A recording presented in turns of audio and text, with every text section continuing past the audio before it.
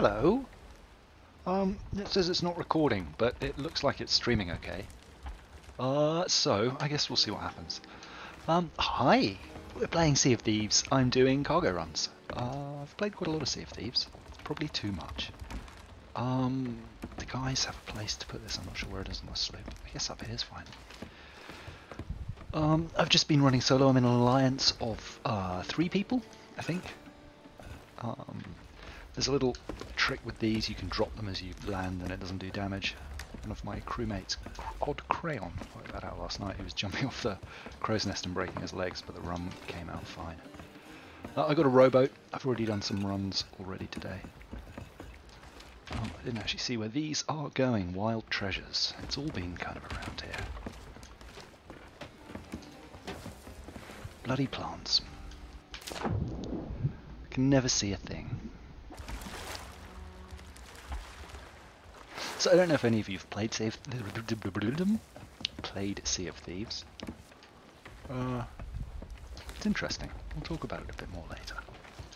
But it's like a semi-realistic pirate simulator, I guess. That's the best way to describe it. And it really is a pirate simulator in that there's a lot of downtime when a lot happens, which, as I understand it, is how it is in war and piracy. A lot of waiting around for opportunities, but in the meantime there's some mindless grinding to do, which lots of people complain about. I understand why. It's really repetitive, but I find it quite cathartic.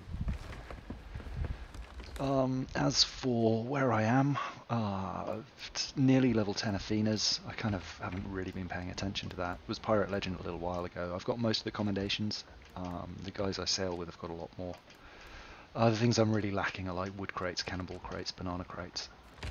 Everything else is pretty much done. Like I need 10 trinkets, a few rare chests, a few 25 or something. Ugh, I hate plants. They make me go dizzy. I'm also the worst player in my crew by a long shot, so I tend to stay on the boat, and we never do alliances when they're playing. They're quite bloodthirsty, and if ever they do terrible things, they don't tell me the details in order that my morals are left upheld, and I can believe that I've been a good pirate. Not true. Sometimes I get involved, like if we get attacked. The problem is they play on PC, I'm on Xbox. I've never been the best aim, and because this is cross-play, people with mice tend to outplay me. But I can kind of hold my own some of the time. But yeah, I'm not the greatest PvP player. You guys know this. Anyway, we are going to... I've already forgotten. That's alright, just having a lovely sip of coffee. The finest something? The wild treasures.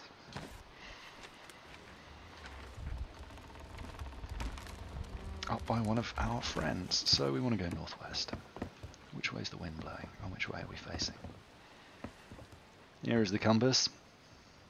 We need to turn quite far, so sails down. Now the sloop, the good thing about the sloop is it's obviously got quite a low hull, so you can get in pretty close to places. The anchor moves really quickly, and the best thing of all, the sail effectively acts like a brake. Like the moment you pull it up, you pretty much lose speed completely. So it's really hard to put holes in your boat. Or at least lots of holes in your boat. That being said, all of the holes in my boat currently are from just bad driving. So there's that. We're also turning east, I don't know why. Let's keep it going west. It's funny, I'm getting a solid 60. Normally it's unlocked because I'm not streaming. And I've got a 144 Hz monitor, so I get like 100 frames-ish, which is quite nice. This is a very CPU intensive game. It's the most CPU intensive game I play actually. I don't quite know why. Like it's beautiful for sure, but it's not hugely well optimized. I see it's coming through a little dark on the stream as well. Maybe I will see if I can up the gamma. I don't know if there even is a gamma in here. Am I about to crash? No.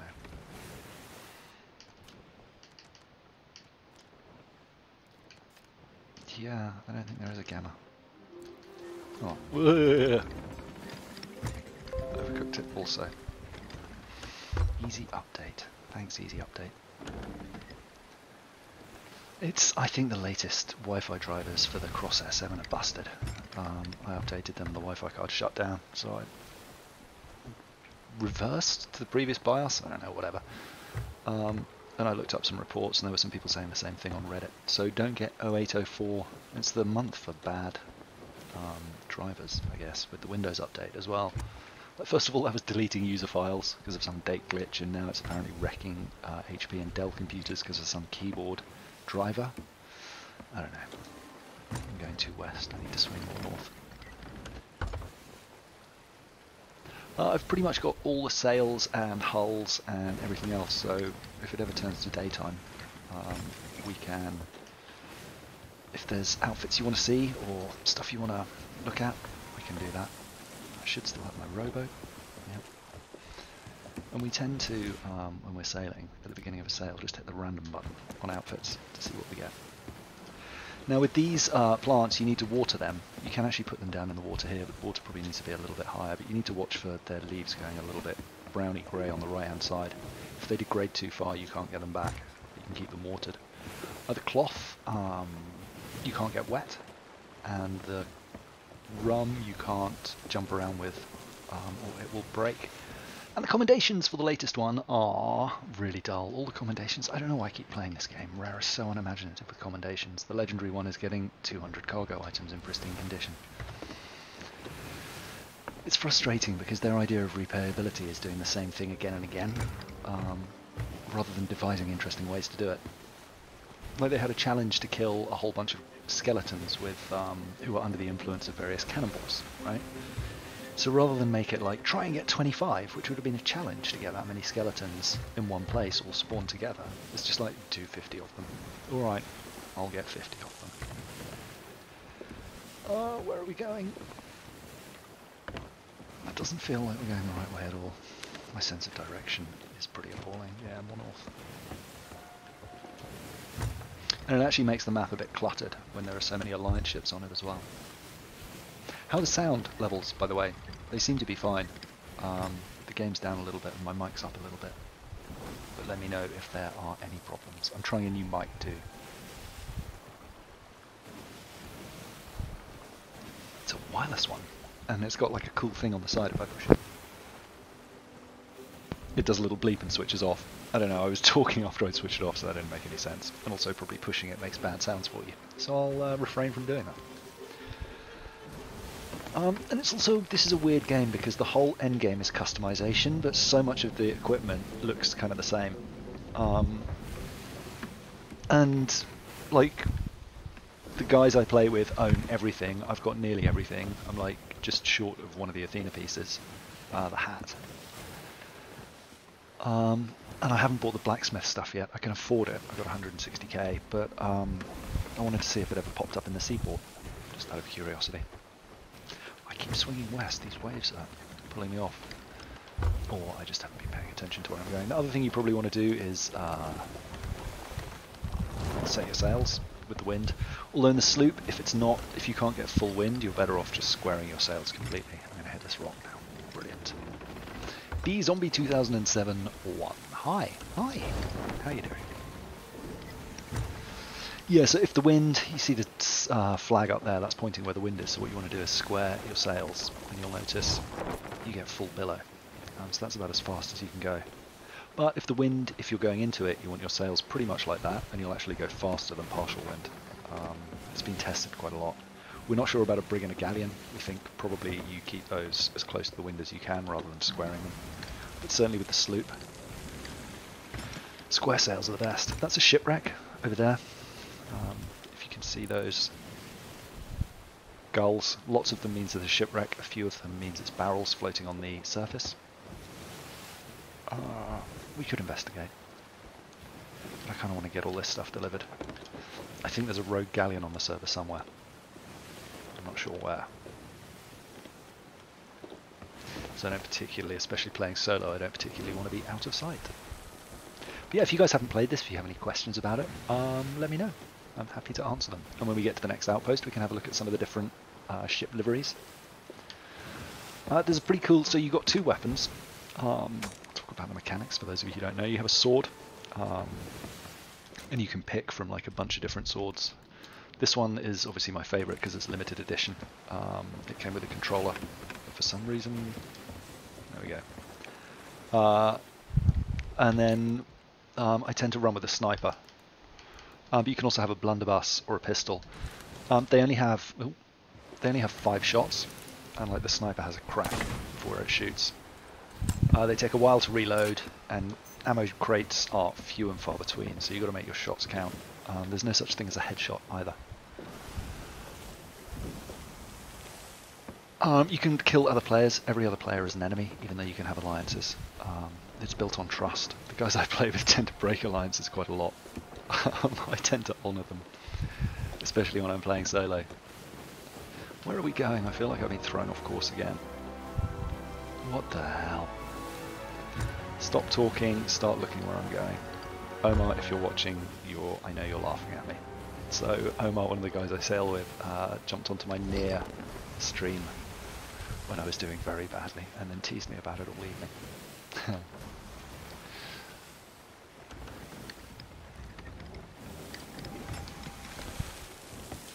It's funny, I know most of the, not the new bit, Forsaken Shores, but I know most of the old islands by sight and kind of just knowledge of where they are, but for some reason these sea posts have completely thrown me off.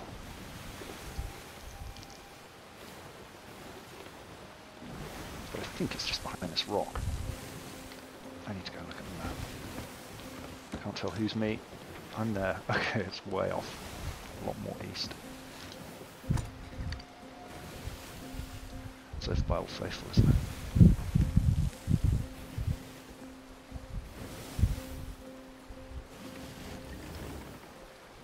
So that's this game, really. It's a lot of sailing. Oh, there's a galleon in the distance. Is that one of our friends? It is, right? I think he was on the map. Yeah. But you can see, like, I'm in this little sloop, which is a 3-sailed thing. So right now you see how I can't catch the wind properly. It's better to have my sails square like that.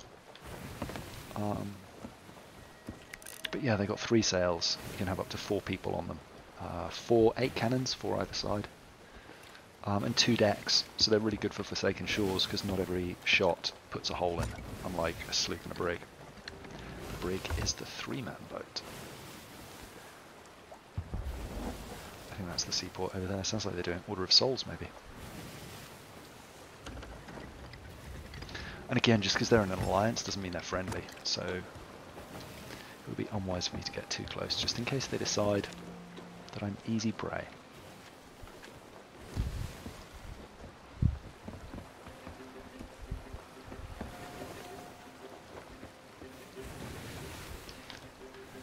So yeah, there's just a lot of this. Dancing.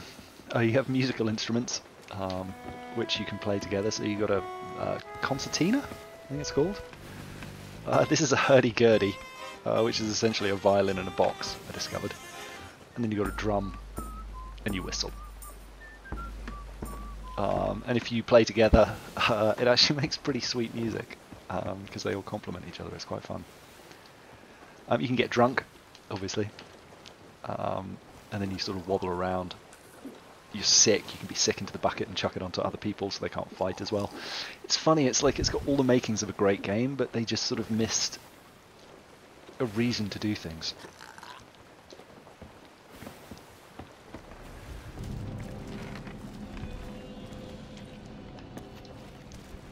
See, so now I'm standing still, but because I'm drunk I'm kind of wobbling around and everything will get a little bit woozy. And there's like a wobble filter put on it. And if we're really lucky, I'll be sick. I might be able to hear the hiccups. This is going to be interesting. Oh god, don't fall off. I shouldn't have jumped there, that was very foolish. I'm trying to get to the map table now. You can have someone chuck a bucket of water on you, and that helps. Now I can't control the map table. Okay, I think it's still northeast. It's often unwise to get drunk if you're alone. Alright, sobering up a bit, don't fall off.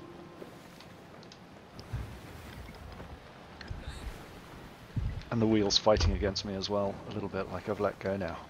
And he's just sort of waving it around. She, it, my character.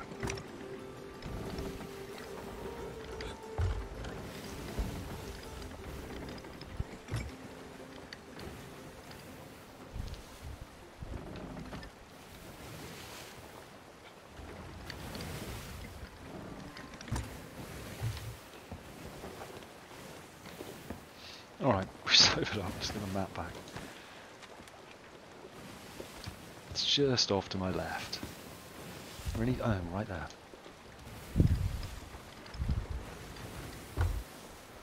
Very good.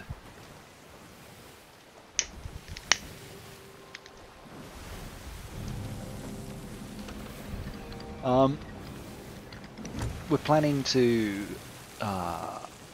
go to Forsaken Shores tonight, so I'm going to ask the guys that I play with if they're okay with streaming, so you guys can see what happens when we've got like a full crew and how that's different. It's quite fun. But it's like Rare say, it's a very social game, and in many ways it is. You do kind of make your own fun. It's up to you if you want to run or fight. Well, I mean, ultimately those are the two choices. And I used to like dislike people who hunted people down, but I get it now. It's like, it's something to do. And really there's no threat. If you play this game, you're going to make Pirate Legend. There's no difficulty curve, it's just a function of time. And losing a bunch of treasure to people on the way, you'll make it up. And honestly, in the hundreds of hours it takes to get to Pirate Legend, losing 2 hours work is not the end of the world. But yeah, you see how quickly the sloop slowed down. I mean, we weren't going particularly fast to start off with. But we'll bring it up alongside. Now, my preferred way to park on piers, and Cran, one of our crewmates, doesn't really approve of it. But I like to just put the nose up like this, and then have the sail down a tiny bit. God, I completely forgot about these plants. They're going to be completely... I think we got away with it. And like skeletons, they only water the first one they hit. I've just poured water on the... Oh god, somehow that got away with it. That was very stupid. Parched plants. This is where you keep a bit of water in the bottom. Yeah, okay, they've already turned parched. So let's get rid of these plants here. And so because the nose is just over here, you can just walk them off and then jump back on really easily. And always loot barrels, so if you are going for all of the commendations eventually, like I am, the hardest ones you're going to have are the crates of bananas and wood and barrels, cannonballs. So always check barrels for missions, because they're the only place they can really appear, which is really stupid. But it's the way it is.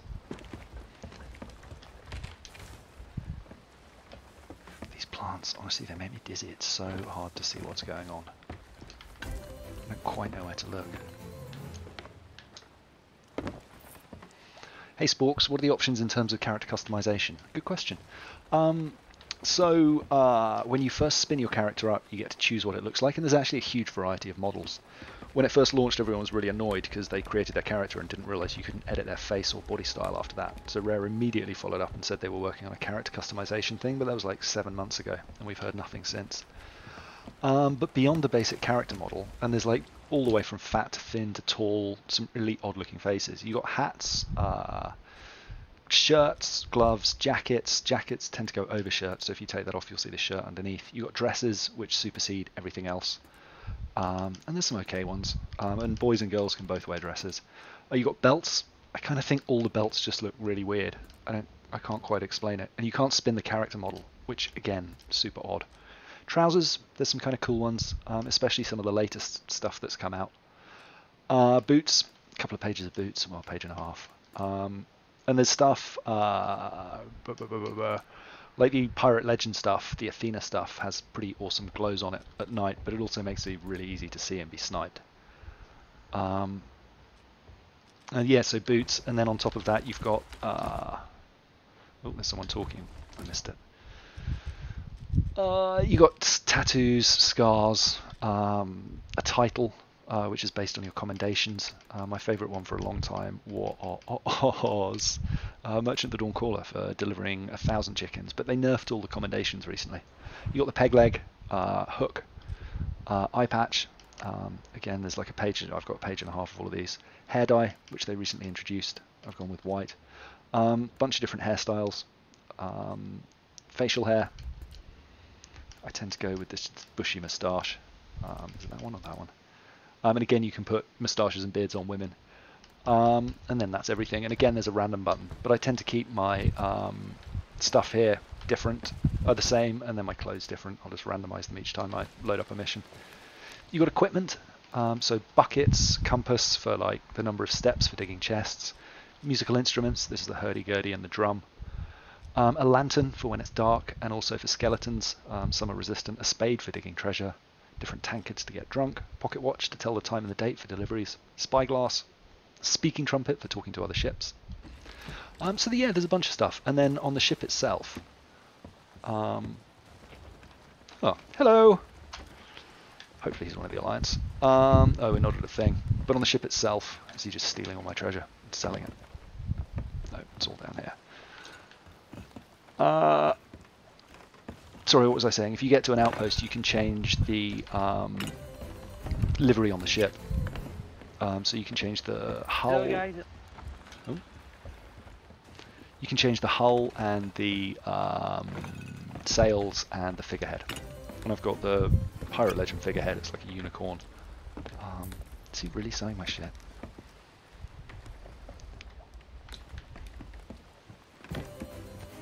Yes, what a dickhead. Ooh, a new friend! Oh, I miss you already. And so sometimes they have stuff on sale. Customer! Wow! But I have it all. Where are you going? Did you really just sell one of my things? Come on, dude. I would kill him, but he's in the Alliance. It's like... Ugh. Anyway. And then they'll break the Alliance, and not that I really need the Alliance. Alright, I need to get back to an outpost anyway, because the other problem with this latest thing that they've done is it's these cargo runs, and you need them to do the commendations. But the problem is, they're random whether or not they're on sale. So it's like, come and do 200 of these things that we can't guarantee you're actually going to be able to get as a mission. Are you coming? Where do you need to go? I can't believe he just sold that. Omar and Crayon would be prepared to disown me if they ever saw that. Oh, and we've taken a hole.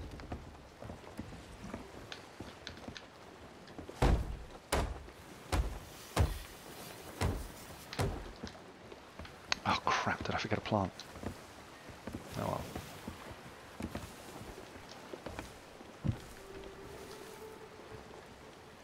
There it is. Someone else can send it there. And it's in the water, so it'll stay. Done. Yeah, I don't know. These cargo runs, most of the missions are kind of boring in the long run, especially solo, because there's just so much lugging to and fro.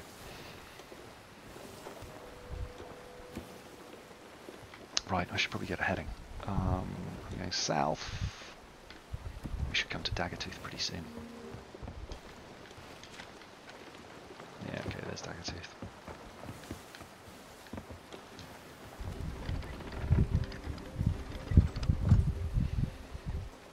So yeah, the other thing is on the sloop, you can, and lots of, I sometimes go open crew, but you can pop over here and look at the map. And if you can't see it properly, you can use the telescope. But yeah, if you've marked where you need to go, it's just a quick way to get a sense of if you're heading in the right direction. Let's not look at my dotted line. That's embarrassing.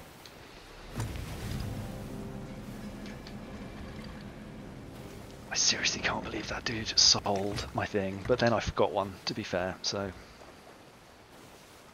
Still got 6 out of 8. It's shameful. What are we up to? And the way they order these commendations is insane. Like, there's 2 on this page, there's another one here.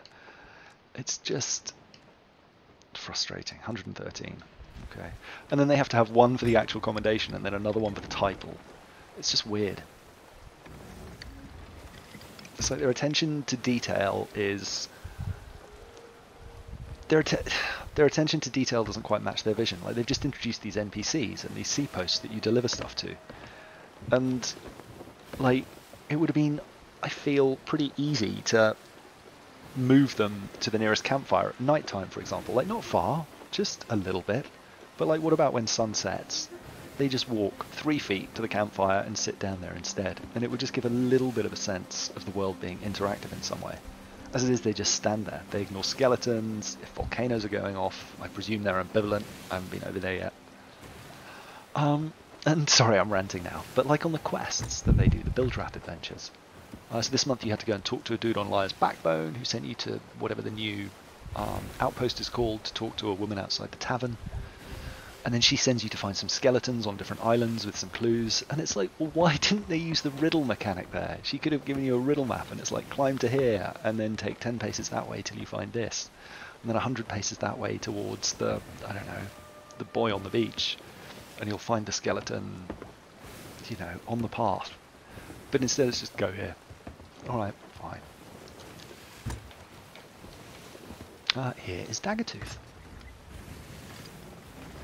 I Dream in Neon. Does that cover the customization for you? Unfortunately, it's nighttime, so we won't get a great view on the options up here, but let's see. We will see.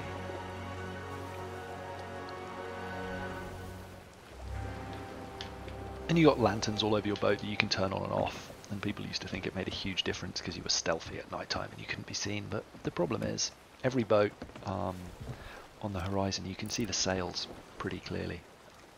Whether or not they've got a lantern on.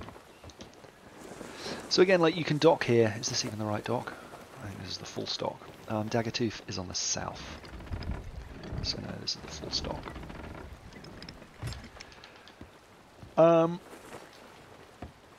What was I going to say? Completely forgotten. Oh yeah, the dock. Lots of people like to row up a little far away. Actually, this one's not bad because chances are at Daggertooth, I'm not going to be picking this stuff up from the woman, although you never know. But if I stop here, more or less, I can just send the rowboat between these spars of old boats and up to the shore, and it's a slightly easier ride in. And for now, I don't understand what that's caught on. Did I take a hole? No.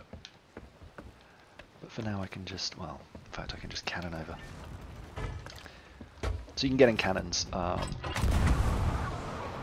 fire yourself, as you saw. That's the ship, right? We can have a look at customizing the ship, although we might not be able to, I can't see it from here because it's behind the rock. But I'll show you some of the options. And different outfits or different ship liveries look different on different types of ships, which is kind of cool. So the galleon, which has a lot more sails, the sails look a lot more impressive. But there's all these basic ones that you got for doing the initial missions. They're just kind of recolors for the most part. This is the Pirate Legend one. This is a Banjo-Kazooie tribute. That one's for the Sea Dogs. And then this is some of the build route ones. So this was for the Megalodon when that was first introduced. There were two variations. Hunter 1, Joanna Dark, Perfect Dark Celebration. That one, Huntress and Hunter. I think these were just released as a content drop. These three released with the Forsaken Shores, and you get this one for completing some commendations. And that Bone Crusher one was the skeleton ships, maybe? Or the gunpowder skeletons. The hulls, you got a bunch of different choices, some cool colours, lots of people like to go black. And then the sails, there's lots of those at varying prices, and they start to get a bit more fun. Pirate Legend one's there. But when it's daytime and we're near a dock and we can see it happening, we can run through some of those. Chickens? Okay, so you see here, they used to just sell these missions, and they're the best, hands down, for making money in the game. You just run 4.5 golds, so like 4 golds and 1 black, or something like that. And you can make 10 grand in 15 minutes, easy. Well, 7 grand, easy. You can comfortably earn 20 grand an hour. And with these cargo runs on top, now it's even better if you just need to grind cash. But yeah, you see how it's random how many they sell. Well, you don't know. This is the first one I've been to, but she's only selling 1. So I've just got to hope that this is a mission that I want, and not a pain in the butt. Hopefully it's a pick up here. Their missions reset at 6 in the morning. It's what, I guess it's 3 AM now, so I might get some more out of her by the time I've loaded. Each hour is a second, I want to say. A minute, I mean. Each second is a minute in real time, so like a day is 24 minutes. But we can have a play around with the rowboat after I've put the mission on the table. So the way these cargo runs work, normally a mission you put on the table and it stays there until you finished it. With these, you put it down, and as soon as you've picked up the mission, you have like a list of missions here. These are ones I've got from a chest. Sandra from Daggertooth Outpost. There we go. Okay, so you can recognize their names by C is for clothing, so like Cooper, I think is the dude here. Male T are tools, so the equipment dudes. Female T is sometimes tavern, or maybe always tavern. This is the rowboat, it's a bit janky. W is with weapons, and it's always a woman like Wanda or Wendy. So I've forgotten who this was already.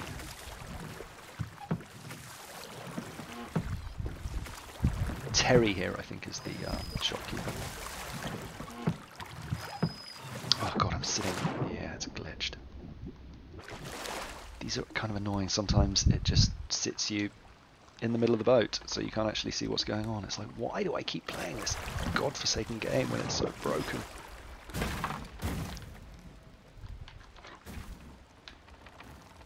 We'll get through, we'll get through. Hopefully it fixes when I get up on shore. I don't know. Let's see. You can't really see where I'm going, but I'll show you when we get there. Just basically going over to shore.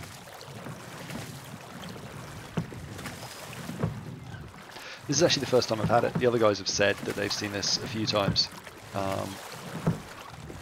If I had someone else here, I don't know if it's the boat or the player. But yeah, you have to turn around to look. The walls are just glitching through the floor. Alright, but we should be up here. Right, who is this mission from? Sandra.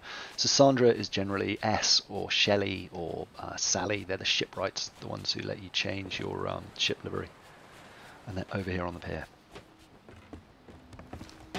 So she's going to give me some stuff. There's some silks. So these you can't get wet. We've got to take them to the North Star Seapost. This is not mine. Where's mine? Over there. Brilliant.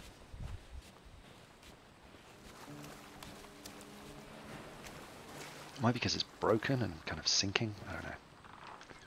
Yeah, look at it. It's just glitching up and down. Is it still going to put me in the... Really? Now it's all the way down there. Do you know what I might have to do? Because this is not good. Nicht good.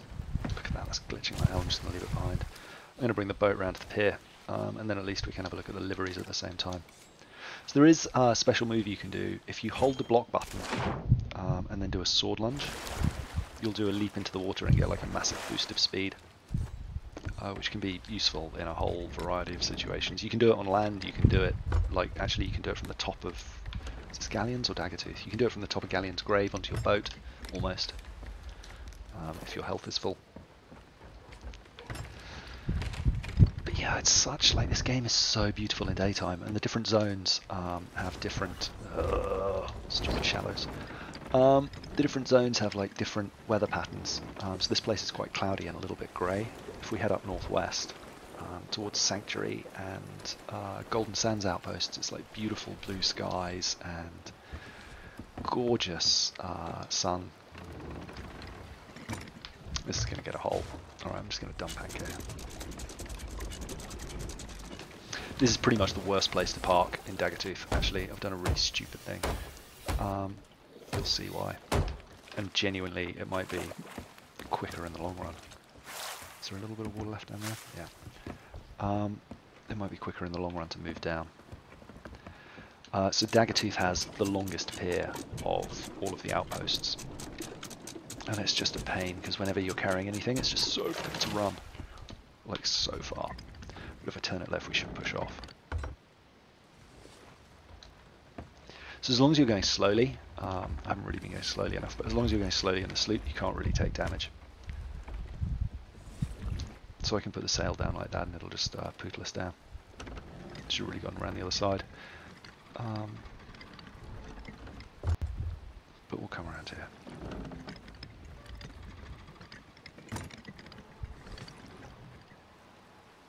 I say it's quicker in the long run, it actually probably isn't.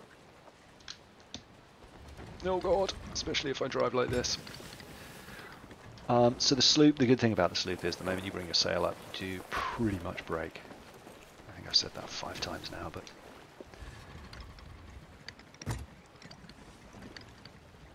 And then I can just run the nose around onto the pier here. And it's right by the shipwright too. The only thing I've got to do is remember to bring that silk back.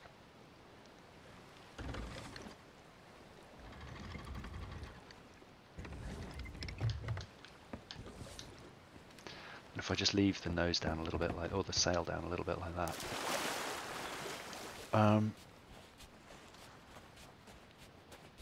We should be just nudged up against the shore by the time I get back. Now the other thing about the sword lunge, I'll show you on the way back, is ooh, a little bit of a boost there from somewhere. Did I take the sail down too much? We just hit a wave.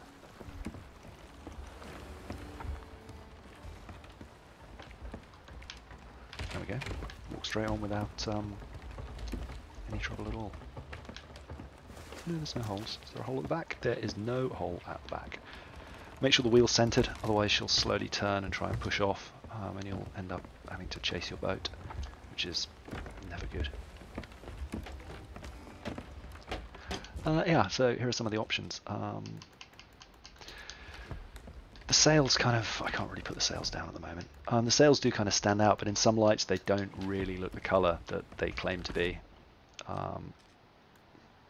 I quite often like just a simple sail. This crab one's quite fun. I like a bright hull. Not many of them are that bright. And then the figureheads are all kind of okay, but there's none that are awesome. That one glows. That's kind of cool. Ooh.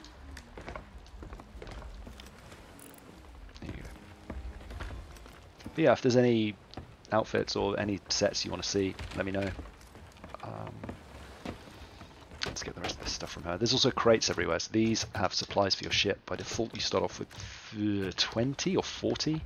15, I think. 15 wood, 15 bananas, and on a sloop 40 cannonballs, and on a galleon and a brig 45 cannonballs. I mean, you have different barrels to store them, and you can pick stuff up. I feel like I've got a hole somewhere. It feels like more water every time I come down. So you have different barrels to store stuff. Was this plant also for wild treasures? I've forgotten what. See, hole at the back. But yeah, you have different crates. They can store up to, I guess, 700 or something. You also have cursed cannonballs, but honestly, they're not that useful. Anchor ball is kind of the only decent one. I can't believe I missed two. So where was this one for? Yeah, the North Star. So that one's dead. I'm doing a terrible job. Terrible, I tell you.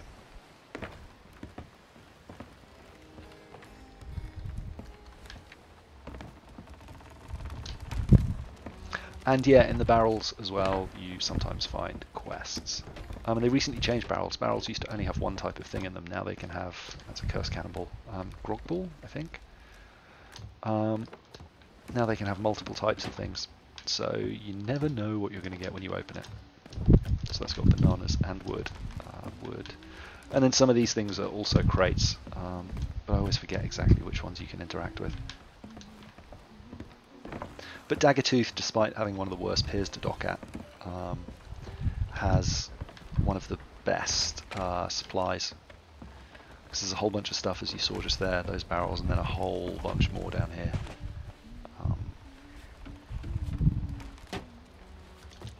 So if you ever start there and you're like, oh, it's so far, just be thankful, because it means you're actually going out to sea pretty well equipped. You can carry 10 cannonballs, 5 planks, 5 bananas at any one time, and then you have to unload. And the rowboat has a little portable chest on it as well, which is quite neat, because it means you can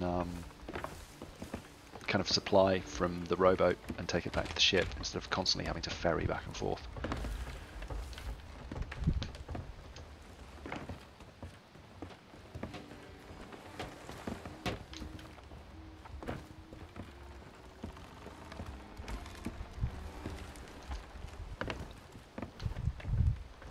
Again, like my crewmates last night, because I hadn't done cargo runs on the first night they were out, so they worked out like all the best things to do, how to handle stuff properly, and I was just chucking everything on the deck, and they're like, oh my god, no, don't do that!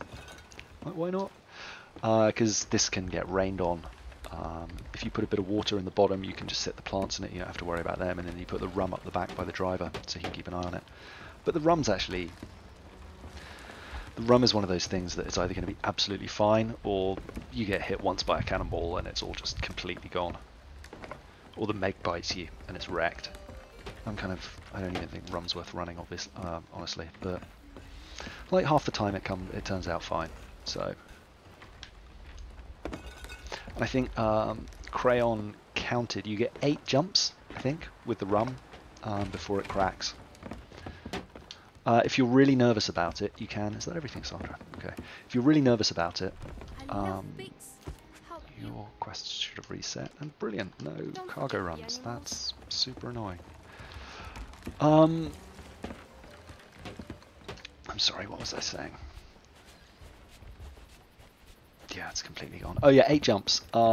So if you are completely nervous about it, or you know you're on your 8th jump, you can actually hand the treasure to each other. So if you're loading it onto and off the ship or a rowboat or something like that, have one person stand in the rowboat and one person the other side and just offer it.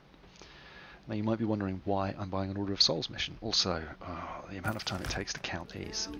They should just background it, because it hardly ever fails, and when it does, just then say, sorry it failed, you have to go back. It would save so much time in aggregate. Oh, these guys are going to ruin my face. I should have seen them coming in. But yeah, I'm going to put down this Order of Souls mission so that I log miles, assuming I survive this encounter. Ahoy! Do you fancy an alliance? Do you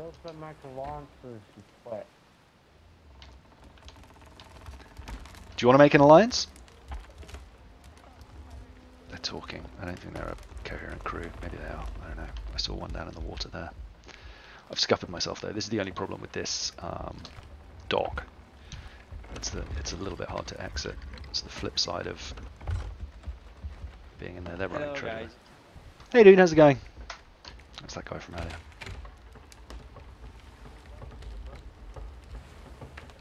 Friendship.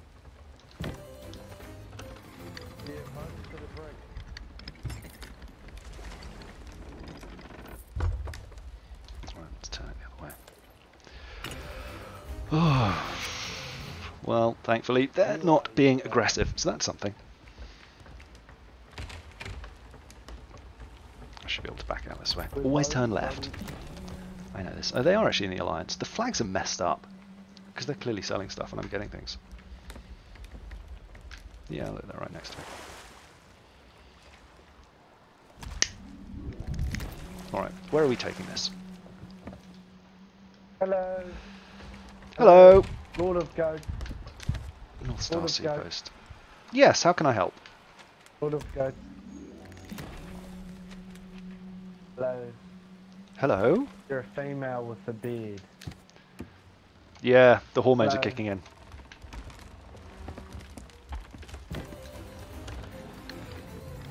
Oh, overturned.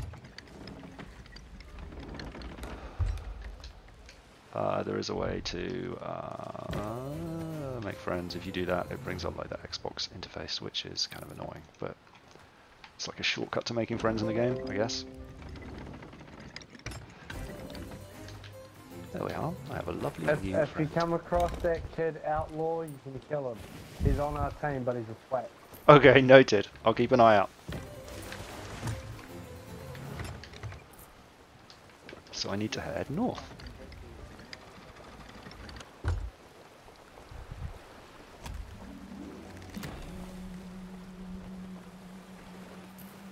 Wait, was it north? It wasn't north at all, was it? It was southwest. My lord.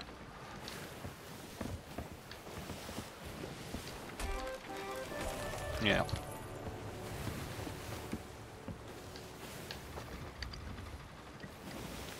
And then we will worry about the sail. So you see, because we're an alliance, I get notifications when they sell stuff. And I get half of the treasure that they do. And for Athena's, it's actually pretty good. Until the most recent patch, you got full Athena's rep. And so you get double when you're in the Forsaken Shores. So instead of having to get 20 for the final level, you only need 10. And if you're doing it with other people, that reduces to like 7.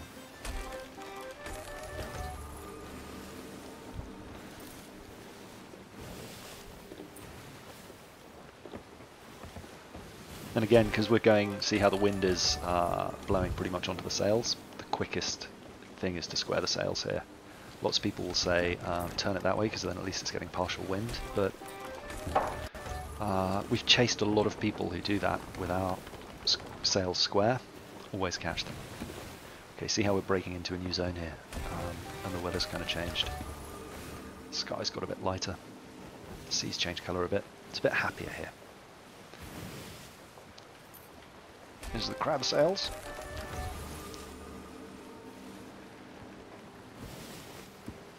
And here is our stuff for the North Star Seapost. Okay, a little bit more west, but it's still quite a way. Cut right here.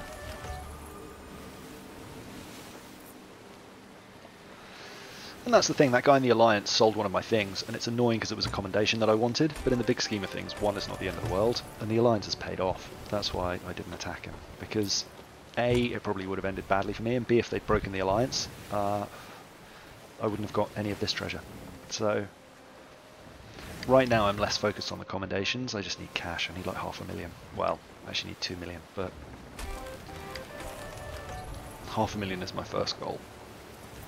And there's no point getting it all until I've got level 10 Athenas anyway, but that's going to come pretty fast.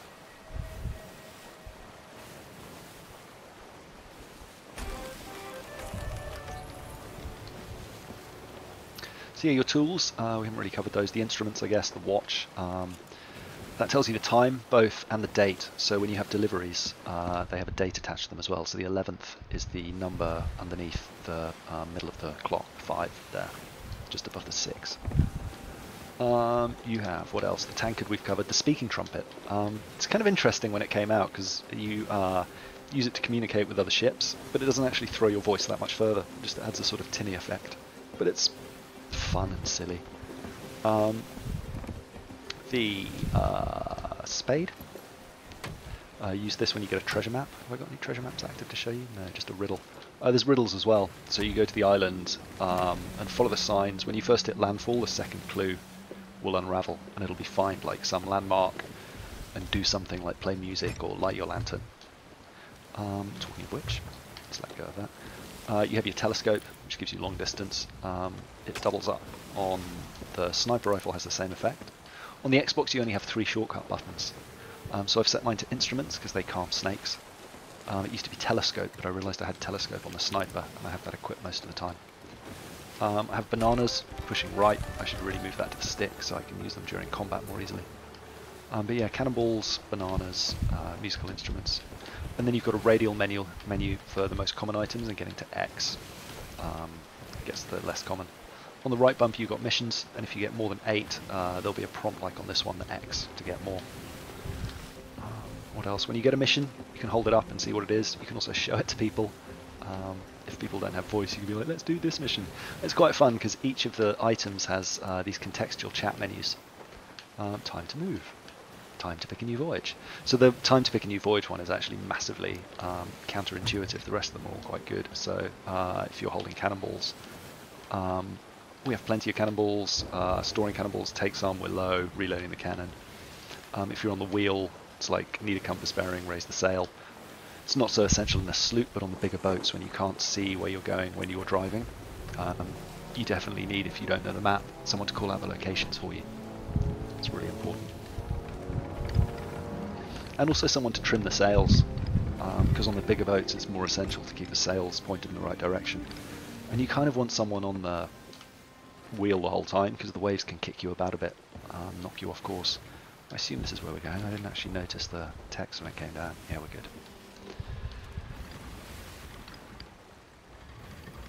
Right then.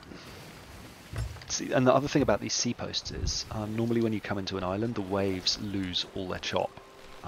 So it becomes really easy to sail in. Here, because there's a bit more chop. That'll do very nicely, thank you. Because there's a bit more chop on the waves, the boat slings up and down a bit more, so it's a little more risky with the rum. I'm not sure how often these guys reset their things, but that all looks new. That's actually one of my favourite tops, like a wife beater. Any quests? No, I should empty my pockets on the boat and take all this stuff anyway. I hate the way you have to go round the edge to get to this other barrel. No, okay, yeah. Some good stuff in there, but nothing that I immediately need. Oh, and the grog ball. So yeah, these are the different types of cursed cannonballs. Ballast ball, that's actually pretty good against galleons. They'll start taking water mid-deck, and lots of galleons don't bother repairing their mid-holes. Grog Ball makes the enemy pirates drunk, can be quite useful because they can't steer or get to the cannon or fix the anchor so easily. Jig Ball makes them dance, that's good like sleep if you're doing a board. You can immobilize the people who are guarding the ladders. Barrel Ball stops them getting supplies, it's not so useful. Honestly, a good crew is going to be fully equipped most of the time at the start of a battle. So they should have, especially if you're going up against a brig or a galleon, they're going to have a lot of cannonballs and planks and stuff at their disposal without any trouble. So I would say that's a waste. But yeah, anchor ball or sail ball. Like if you can stop a galleon and it's on a turn, quite often in a smaller boat you can then get an angle behind it or in front of it away from its cannons and just load it up while someone goes to board, just to keep them from repairing. As long as you can keep 1 or 2 holes below deck and just get that water to mid, galleons are pretty easy to sink. As long as at least one of your team can defend, just to hold their own a little bit. Yeah, see these waves here, it's mad.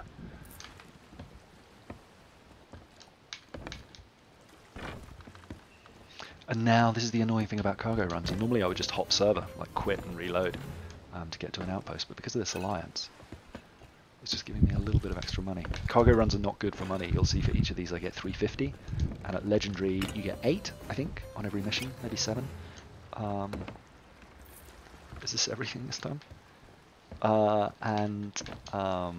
So what, 350, 700 times 4, 1400 times 2, 2800? The thing is, because the mission disappears once you've picked up the goods, you can stack them. So yesterday when there were 4 of us, or 3 of us on a brig, we were carrying like stuff for 3 or 4 or 5, I think at one point, locations simultaneously. And you just sort of plot your route. So if I get one that was going to send me over, the map's actually pretty big, right? We've just been staying in a pretty small section of it. But if we got something that sent us over to Crescent Isle, for example, and then down to Mermaids, and then over to Sailor's Knot, and then maybe back to an outpost to pick up some more missions.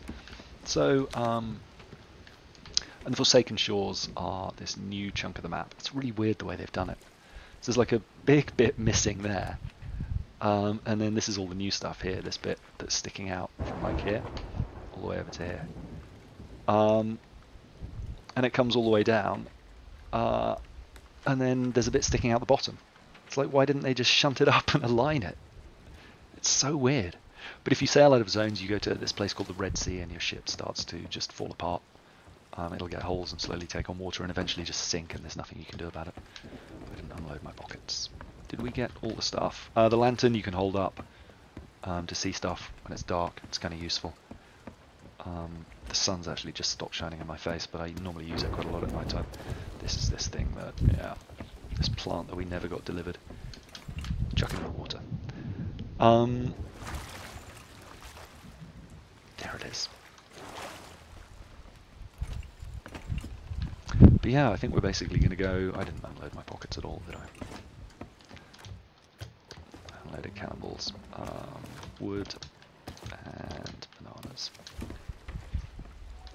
So yeah, you used to be able to run past crates and just mash buttons and it didn't take you out of the game. Now it actually gets you to a menu where you can get shot and you're stuck, which is pretty annoying. It's kind of quicker to pick multiple things up, but because you can't do it on the run, you just feel more vulnerable, especially at like a fort,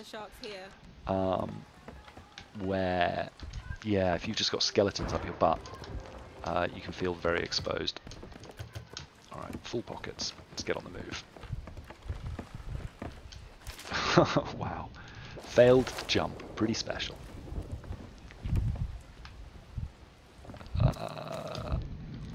Let's put everything away.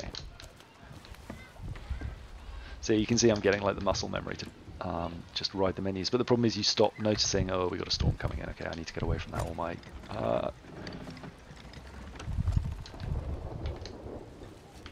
Oh wait, no, I just delivered my crates, haven't I? It's fine. Right, let's go away from the storm.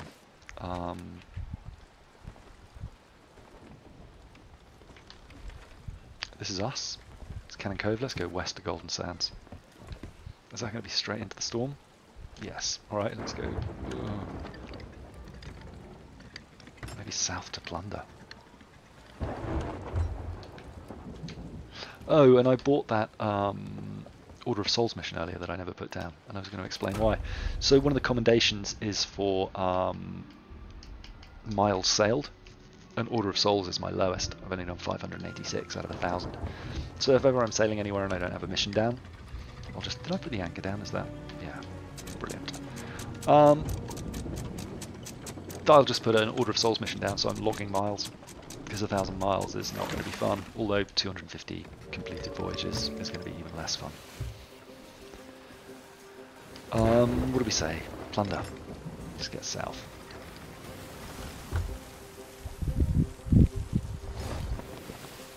Kind of want to go to Golden Sands, but if this storm is just going to run roughshod all over us, no, let's ride around it. See what it does. I can always load the stuff underneath here so it doesn't get wet. And the only problem is lightning, but as long as we stay away from it, it should be fine. So yeah, storms are... I don't know, I read right at the beginning that if you look at the ring of clouds around the edge of them... Oh, we're a little bit in it here, we might get hit. If you look at the clouds around the edge of it, see like here, you'll see one that looks a bit like an arrow, and that's the direction it's going. And I kind of sometimes think I see an arrow, but I'm never quite sure. And if there is one now, I think it's on the other side. I cannot tell you which way that's going. They definitely don't go with the wind. Oh god! Somehow I didn't take damage there, but I did manage to break my legs, and we're about to crash. How did we avoid that? Wow. So normally when you fall from there, you'll take damage and break your legs, but I somehow was trying to grab the ladder. I somehow latched onto the wheel and didn't take damage. I only took a little bit. When it's raining, you'll take on a little bit of water. It shouldn't be anything too critical. Oh, I've also got a hole.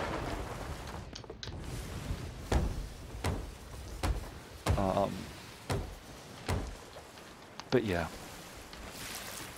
don't worry about bailing too much if you want to keep it dry, as our galleon friend. If you want to keep it dry, boat, just wait till you're out of the storm and you can bail then.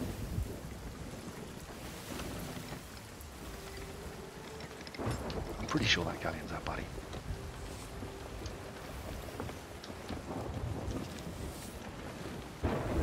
Yeah. Is Plunder Outpost?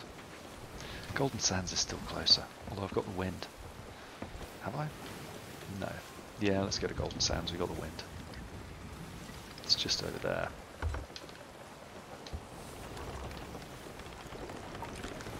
Look at that galleon cruising, wow. It's catching some wind.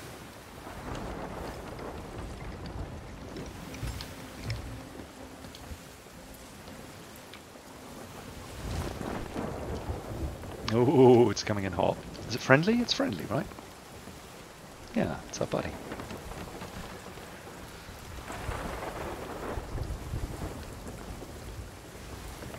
Are they just going to ride straight through the storm? It's pretty brave. Pretty brave. I'm going too far south, actually. I need to swing around. Okay, yeah, you see how the wheel is getting a little bit of control taken away from me? That's because we're a bit too close to the storm, and now the compass has gone wild. So lightning strikes are a possibility.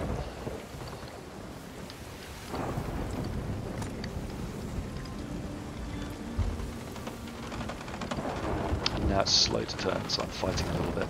But we got the wind, so we should clear it. I'm just going to head for blue skies. That is Cannon Cove? No, that can't be Cannon Cove. That must be Discovery Ridge.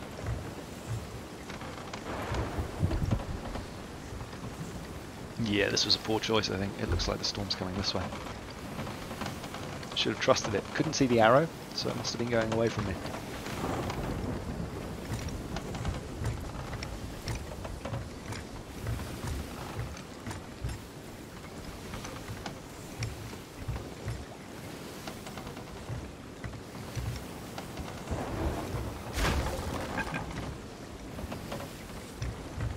We just took a hole, I think, from going sideways to the waves. There was a lightning strike, but it didn't hit the boat.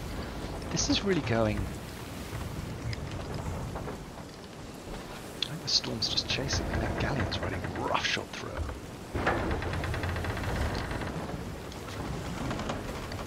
Alright, I'm going to need to bail or I'm going to sink. Whoa, yeah, big time. Need to find that hole and patch it. Let's make sure we're not getting thrown around too much. Alright, the wheel's calmed. That's something. Oh no, it hasn't. Let's ride for this shipwreck. Unless that's where that galleon's headed. We got the compass back, so that's a positive. I think Golden Sands was a lot more north. Okay. So this hole must be at the back. It's not coming in very fast. Yeah, there's a couple.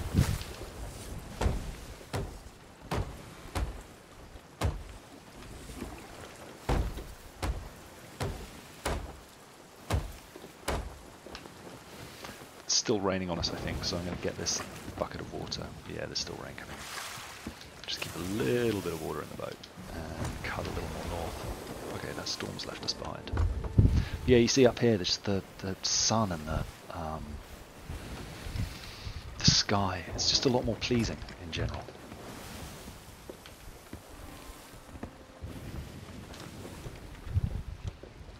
Okay, we need to go due north.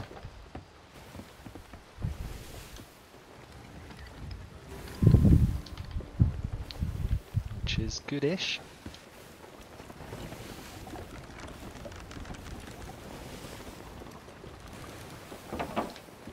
Let's cut left a little bit to catch this wind.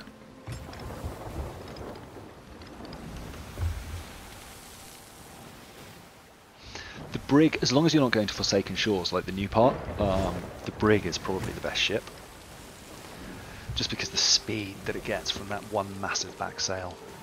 Whereas the sloop is reliable in getting close to an island. It's great solo. But getting between islands can sometimes be pretty boring.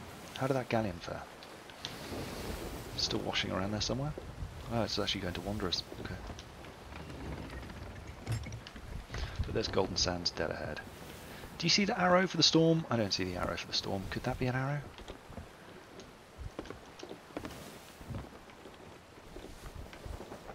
Kind of. Maybe. I don't know. It looks like it's going away. One of my favourite experiences in this game was when, way back when I first started playing, and I was riding through a storm with another guy, and just out of nowhere, this huge galleon came on, standard sized galleon, but it was so close, just came up roaring over our side. That ship-shaped cloud over there is a skeleton ship that you can sink. They just upped the treasure on that, which is nice. The rewards were pretty bad. There wasn't much incentive to do it. They're still not great, but at least it's worth clearing if you're near it. And I read recently Sonic Bob on Reddit replied to the fact that the skeleton ships are going to start spawning a bit more with a bit more variation, so they'll be in different locations over the world. I'm not sure if that means entirely random or they're just going to be like 6 or 9 locations, but either way I really like that, because they are a bit, there's no reason to go to them because they're so far. They're not the most efficient way to earn money or rep, and they're not hugely good fun either. In a 4-man galleon they're kind of a joke, but everything else they're just a bit too much hard work for the reward. I'll just leave the sails up. So I'm just going to check these barrels, mostly for, I shouldn't have done that, missions, because I think my pockets are full. Oh no. So beached wash barrels tend to be a really solid set of resources. So if you need to resupply the ship on the go, it's always worth, especially if there's more than one of you on the boat, one of you just jumping off and loading up. If you get left behind from your boat, if it goes, I'm not really sure the distance, it feels like maybe 200 meters, something like that, if I had to give it a real world equivalent. A mermaid will pop up about 10 seconds swim away from your location. She'll have a massive firework. And if you swim to her, she'll teleport you back to your ship 99% of the time. Occasionally you get funny glitches like you teleport back to an enemy ship or just a random island. But yeah, pretty reliable. There used to be a glitch you could use to abuse her teleporting treasure, but that's been patched out, which is good.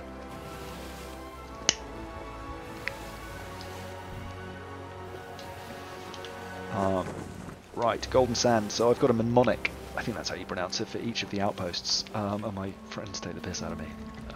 But Golden Sand ends in an N, so the dock is on the north, and it's actually the northeast. because it ends in EN, and if you turn it around it's NE for northeast. But yeah, Golden Sands is north. Sanctuary, east, is a pretty easy one to remember. What are the galleons? Ends in S, so it's on the south side. Dagger Tooth is Dagger South, that's a bit dubious. Ancient Spire, Spire ends in an E, so the dock's on the east side. And then for the final one, Plunder, you just have to remember it's on the west side. Plunder West Post if it helps, but they all have Outpost on them, so. And then the new one, I actually can't even remember what it's called, let alone where the dock is. But yeah, look at the seas up here, they're just so much prettier. This is the wrong dock. He says, it's definitely on the northeast. Is it on the northwest? Am I going to be ashamed? No, maybe it's just dead north. Or is it that the NE is backwards, so it's the opposite side? I don't know. Anyway, it's north side somewhere. Oh.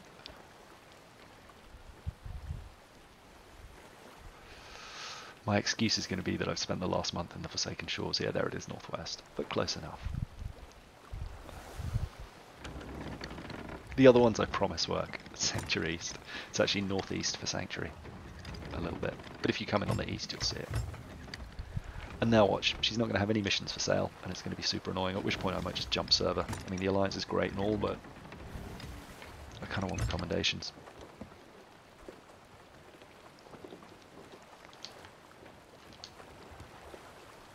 That is, after all, why we're here. Let's put a bit of sail down. Oh god, too shallow. It's all going to end badly. And I never replaced the rowboat either. I might have to do that here. Although there's a pier here, but I'll have to do it at some point. Yeah, there we go, there's a lovely hole.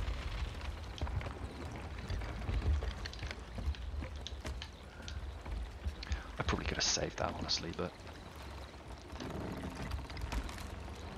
I'm okay with the one hole dock. Although at this rate it might be a two hole dock.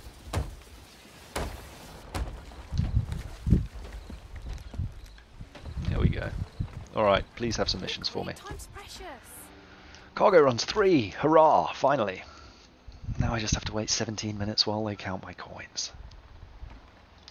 I just don't understand how they can't speed this up.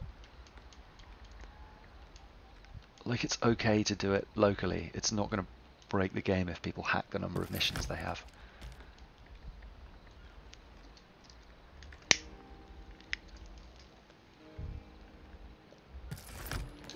Or just put them on a separate tab, so you always have 3, like 3 of each, but having it be random and turn up and just get none is kind of soul destroying.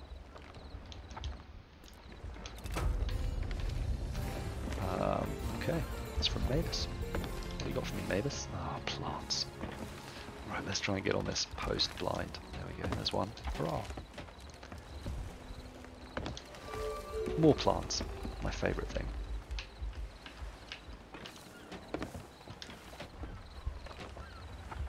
Oh, I got a bit of a turn on the wheel. I might get teleported. Let's fix that. Yeah. So you really want the wheel to be as dead straight as possible, otherwise it will turn and you can get yourself in a sticky position like I did at Daggertooth. Do you know what? Let's put that... Is there a shelf somewhere? I thought there was a shelf in that sloop. Did they get rid of it? Let's put it on the map table, we're not going to need it.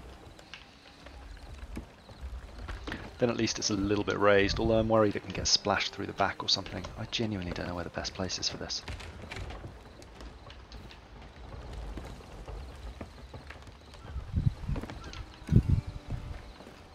This is going to be bad.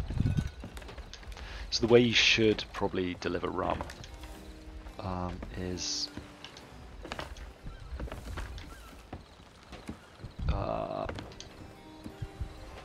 jump off the boat, because it doesn't get any damage when you go into the water, and then jump. That's it. And then jump into the water, and then just climb up the ladder. Put it somewhere safe. But I think we discussed earlier, you get like 8 drops before there's a problem. Oh, do you know what we'll do while we're here? Let's take a different boat deck. A boat outfit. Any preferences? I guess by the time you guys reply, you won't know. This crab one I really like the idea of, but it's just too small.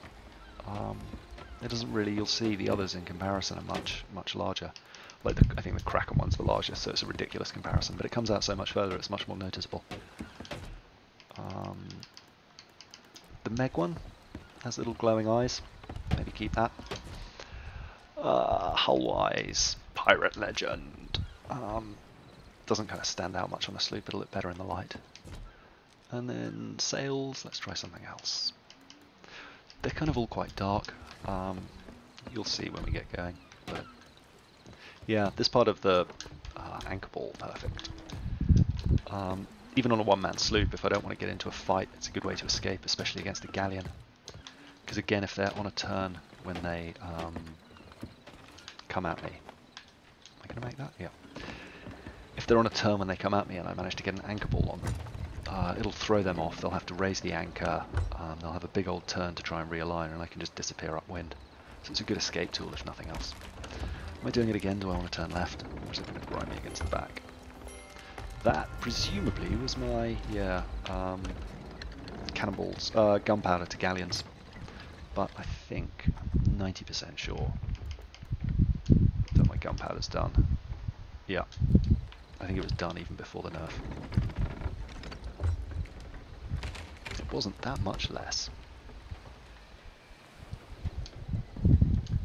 But yeah, I don't mind, I'll be playing with the guys later, I don't mind taking some experiments. So you see the rum here, if you jump and then jump one more time, see it's kind of got scratches around the top now.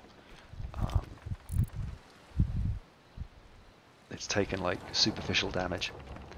So many more of those and it will turn into cracked. And it's the same with the water stuff. I noticed earlier it was spotty with water, but it hadn't actually changed. So you get like one warning state, I think, on a lot of this stuff. Which way are we going? Spoils of Plenty store. Where the hell is that? Hopefully close. Finest trading post. Spoils of Plenty. There's going to be Shores of Plenty. Is it the one up here? Spoils of Plenty. All the way up near Smuggler's Bay. Let's head north.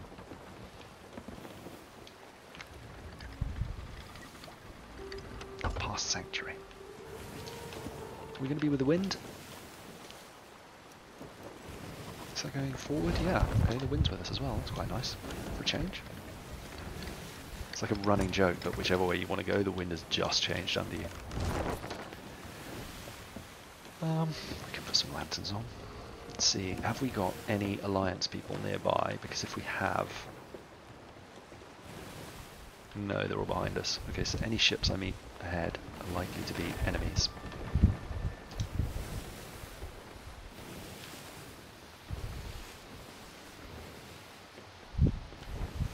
Starry sky's quite nice. You sometimes get Aurora Borealis at night. That's an outpost. The outposts are always lit up. You can see them pretty easily. That's Golden Sands we've just left, and that's Sanctuary over to the northwest. They'll snap in with a bit more detail when you get close. So they're actually harder to see in the day, ironically. I'm not sure that's ironic, but perversely, I suppose. But it's good. It's like, oh, it's a safe haven at night. We're about to hit a rock. Oh god, I'm not going to make it. Nope, somehow did it again. You don't take too much damage falling off a sloop mast. And while I remember, stash our stuff. Banana's currently the only health item in the game. They give you about a third of your health back, I guess.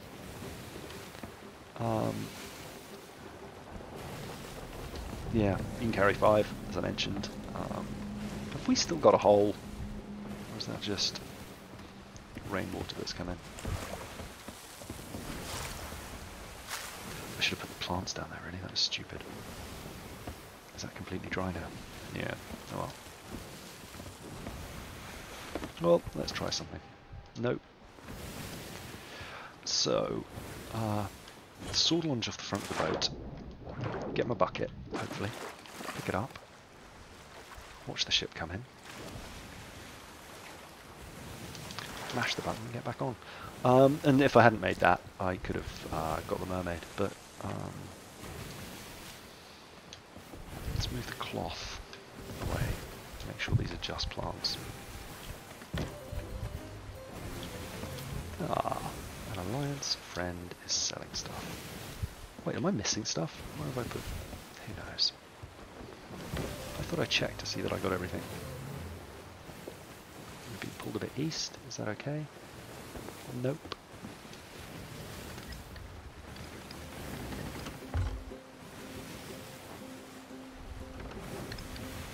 And we're riding north. Okay. I feel like I've missed some stuff. 1, 2, 3, 4, 5. So, are there 5 plants there? Oh, I put the... yeah, okay.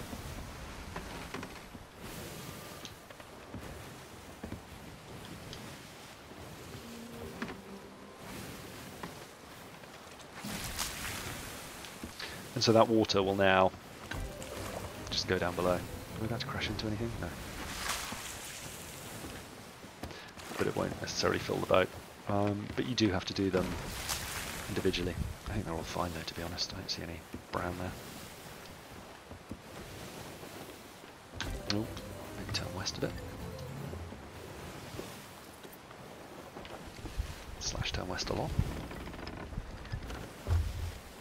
Ah, I think I see daylight poking through the clouds, finally. That is my problem with this game, it comes out really dark.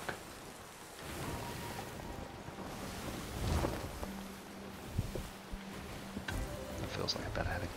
Yup. Oh, these guys are smashing it.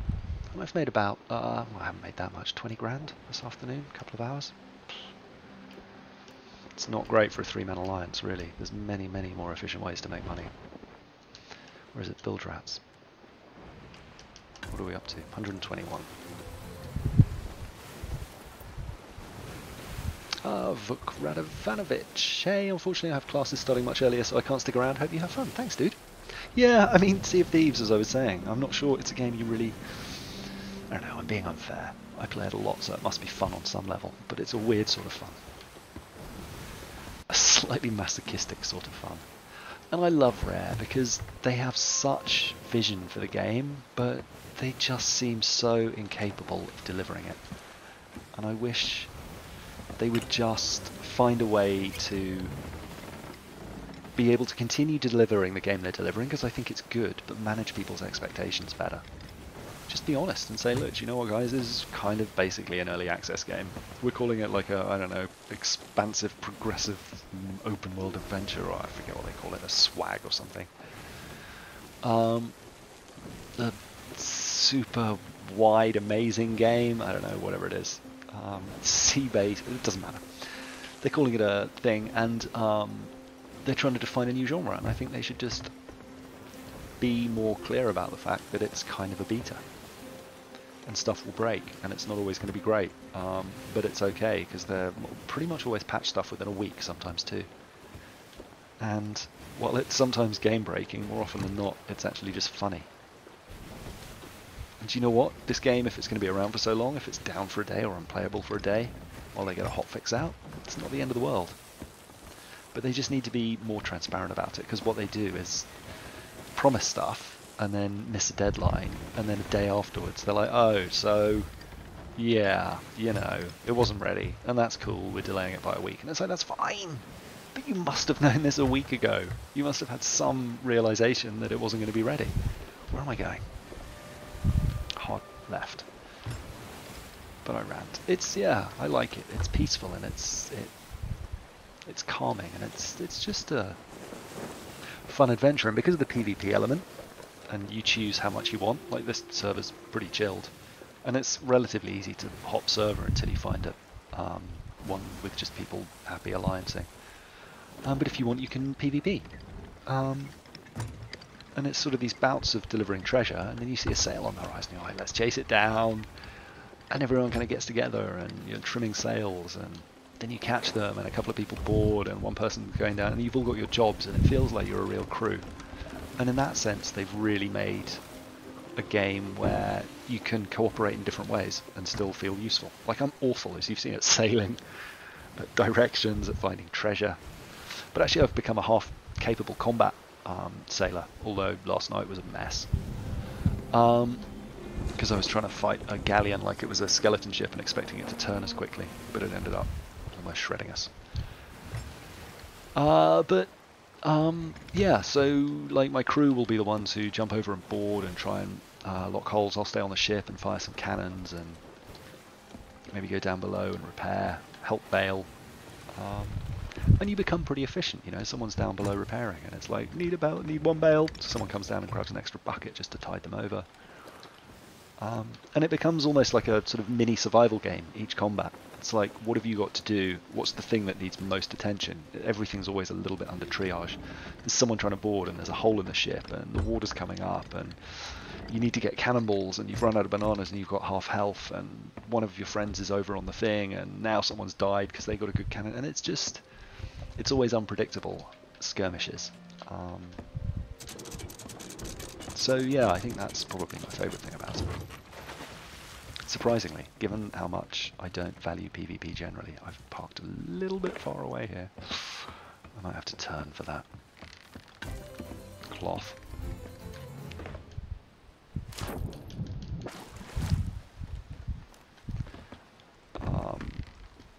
Plants.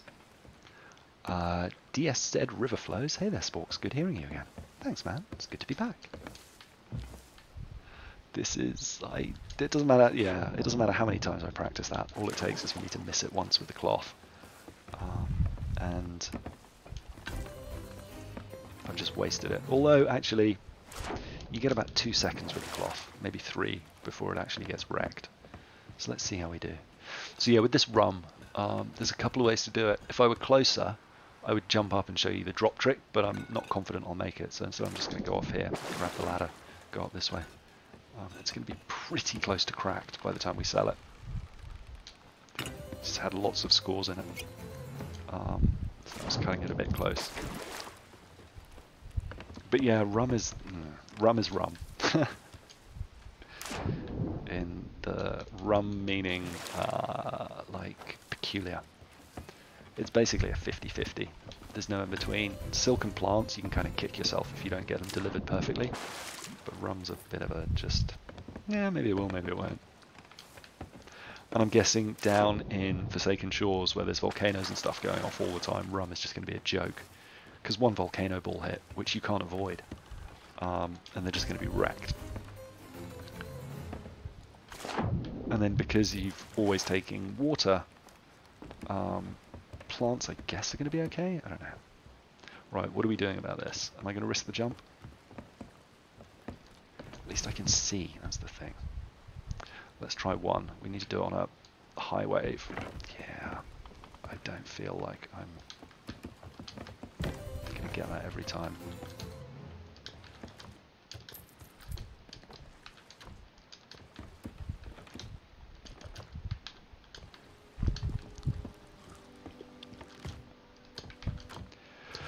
Nothing in the barrels. Yeah, alright, let's just raise the anchor and turn a little bit. And then I'm also going to put a mission down here, because quite often, if you can chain the missions together, it sometimes gives you a pickup where you just dropped off. As it is, we've got to go back to Sanctuary, but that's not desperately far. So in this situation, I'm going to make sure my sails are up, and I'm just going to turn the wheel and then raise the anchor. And just turning the boat should bring my nose over the front of that jetty, which should put us in a good enough position to offload this stuff safely. I mean, I'm kind of just being ridiculously oversafe. But this is going to be a perfect run, so it seems not a terrible idea to do it. There we go. And just leaving that little bit of sail down, because we're not going fast. We're going from a standing start. It should be enough just to run up there and keep the nose pushed up without taking a hole. See, I could have done this in the first place. That would have been the smart move. No, don't cancel the voyage. Pick up the cloth. We also experimented yesterday, and I think the guys had experimented a bit before with re-rolling these missions. Because if you get a bad mission, you can just cancel it and re-roll. But it tends to always give you the same island. So if I cancel this, I mean, we can do it. I've got one left. But more often than not, it'll give you Sanctuary again. Yeah, so it'll just give you a different person. So it's not always worth wasting money to try and get a different island. But very occasionally it will give you the one you've just dropped off at. So there's no harm in trying. And because this is an outpost, hopefully I'll have some more missions for me there. We'll see. We will see.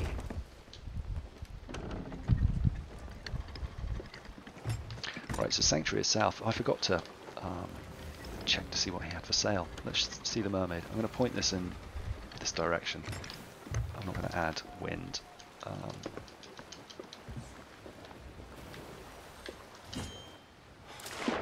To go back, see what he's got for sale, and just pray that the boat doesn't crash. It shouldn't do. There didn't seem to be much around.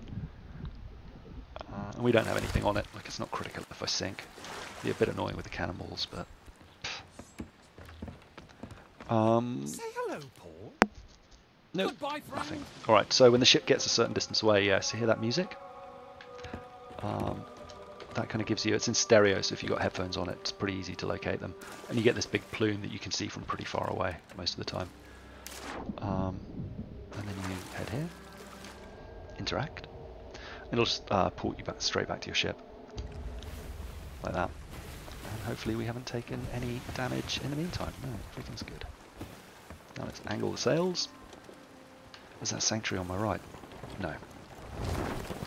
Couldn't be. Sanctuary is... into the Spoils of Plenty Shore. Sanctuary's there to the southeast a little bit.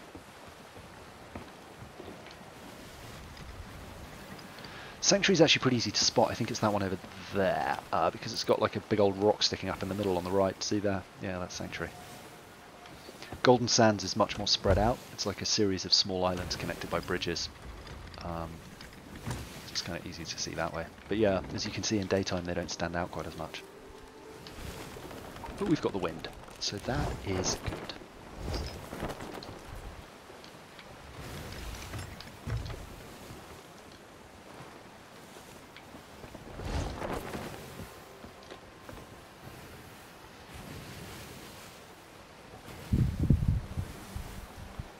Oh. See, it is, it's just... playing solo is a very different experience. Although, again, that said, a couple of guys I play with are perfectly capable of taking down galleons solo, and have great fun doing it. But yeah, for me it's a much more like, just enjoy the incredible water effects, and watch the waves, and meet people, and earn their treasure. The one thing I can't stand, like my favourite missions for the longest time were merchants, but I just can't bear doing them solo because it takes me so long to catch the animals, and it's kind of annoying because you've got to keep the pigs alive and the snakes sting you, and it just all ends up being a bit frustrating. And now I'm pretty much done with merchants anyway, apart from the crates. I need to focus on Gold Hoarder and Order of Souls. We should do an Order of Souls actually, just so you guys can see the different mission types, and I'll pull up a Gold Hoarders as well. Watching you play makes you want to play it again, but my crew, she doesn't love the seas as I do. Yeah, that's the thing. It's because they've failed to deliver on... And it's really unfair, because actually Rare have always been completely honest about what they're delivering. They say, this is what we're delivering, and 100% of the time, exactly what they say is what they deliver. Sometimes it's late, but they don't overpromise for the most part, apart from the character creator I mentioned, but that was never like trumpeted as a feature. And... people just get hyped up. They're like, oh my god, I saw a crab in a trailer, so crabs are coming, and look, there was a rowboat, that means rowboats are coming, and they never planned to do rowboats, and eventually had to add them in because the community was so rabid for it. But people just get it into their heads that more's coming. And so when like the cursed cannonballs came out, and it was just some cursed cannonballs, everyone was like, but I don't get it. It's like, well, that's what we said was coming. But yeah, they just... I feel like they don't quite do joined up thinking. They don't marry the mechanics of the quests together with the like lore quests and weekly quests. And I would be fine if they just... I was saying this, I was ranting this to my crew last night, so I apologise, I'm just recycling an argument. But I would be really happy if they just did a weekly content drop. You know, just like a new stupid outfit every week that cost a bunch of coins. And you could get it or you wouldn't, and it's time limited. And it hangs around for a month, so you've got like this rolling stock of stuff. And you can put it at different outposts, so you've got to visit them, but just the cosmetics, I think, for a lot of people would be enough to keep them coming back. But as it is, it feels like there's no sense of progression. Like until this last content drop, I was sitting on about 1.5 million coins, with nothing to spend them on. And the two guys I sail with who play more frequently than I do, they've bought everything in this, and they're still like 3 million up. So it's kind of ridiculous. But yeah, I don't know. What are you going to do? That's a one-hole dock, I think.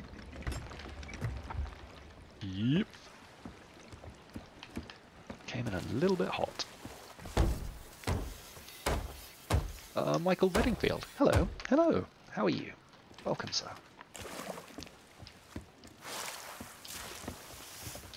You've got to be careful when you're throwing water out of the window of a sloop. Sometimes you kind of got to aim a little bit low, as if you're throwing into it.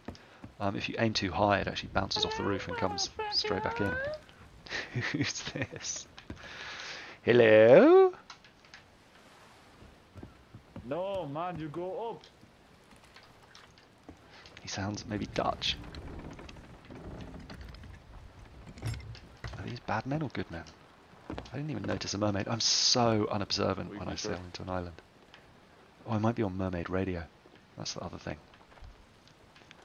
So the mermaids are a bit glitchy and sometimes just teleport voice everywhere.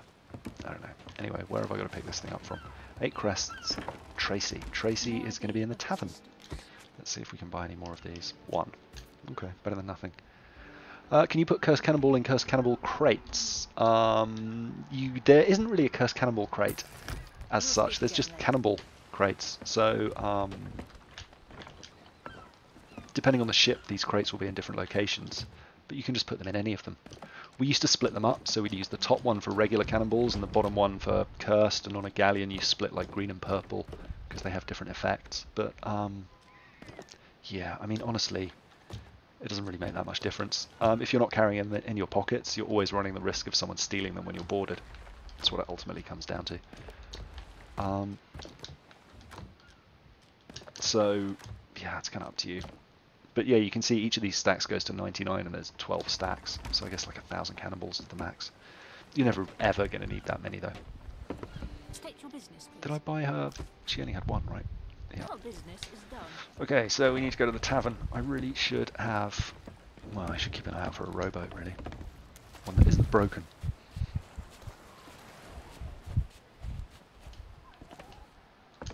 But these outposts, they're pretty well stocked usually. There's shops. Charles' clothing shop, so I think I mentioned this at the beginning. If you're looking for people on the island, like we're looking for Tracy. If it begins with T and it's a lady, it's in the tavern. If it begins with T and it's a dude, he's in the tool shop or the equipment shop. Yeah, that's going to be Tracy. C is clothing, so Cooper, I think, is at Ancient Spire, maybe, or Daggertooth. What's the other one? Equipment is tools, weapons, W, Wendy, Wanda, those sorts of names. Yeah, this is a really bad park, we're too far away. Oh well. And I should have cannoned back over, really. And should have checked the perimeter for a rowboat and all sorts of things.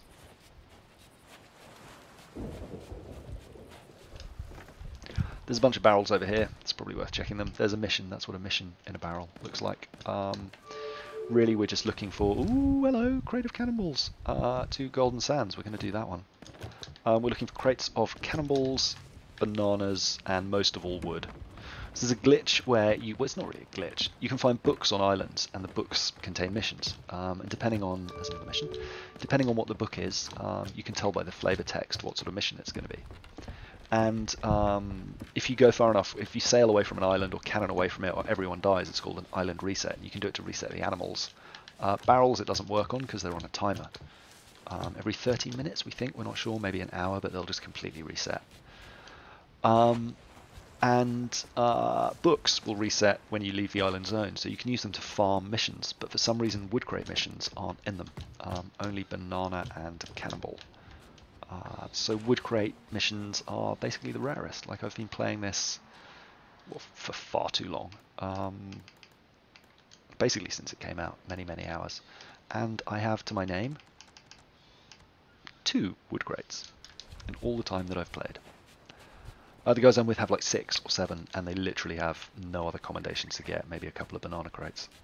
And maybe some Order of Souls voyages, but yeah, it's ridiculous. Where am I going? The tavern. I didn't see a rowboat. I forgot what I was looking for while I was talking to you. I apologise. Oh, I've needed about 1,000 cannonballs before my crew and best aim. Good ballers though. Yeah, I'm pretty much the same. I'm much more. I fire lots of cannonballs. It takes me about 20 when I first start playing every day just to get my aim and distance in. I don't know why I have to reset it every day. But once I sort of get my eye in and get a sense of like what you aim the cannonball at, or what you aim the cannon at, so that you'll see. If something's really close, you actually want to almost have it completely out of vision when you're aiming at it. So if I want to hit this tree, it wants to be just sort of peeping over the top at that distance. That was a little high even. But that's what I mean. I haven't really been firing the cannon today, and it always just takes me a little bit to get my eye back. And then if you're moving, you have to allow for sway and stuff like that. So the waves and your movement and the movement of the other ship in relation to you. It's kind of fun. I think I've got a bit of a turn on here as well, which is not ideal. Still.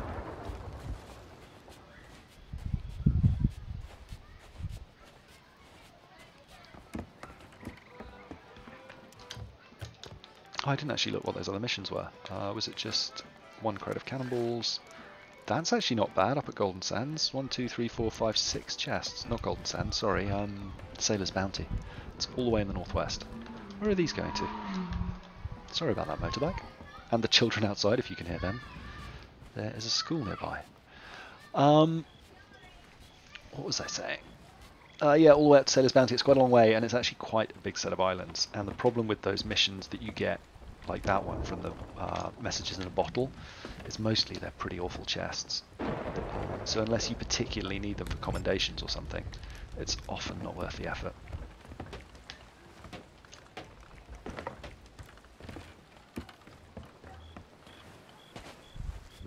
I was thinking about doing some Monster Hunter over the weekend as well, if you guys have any interest in that.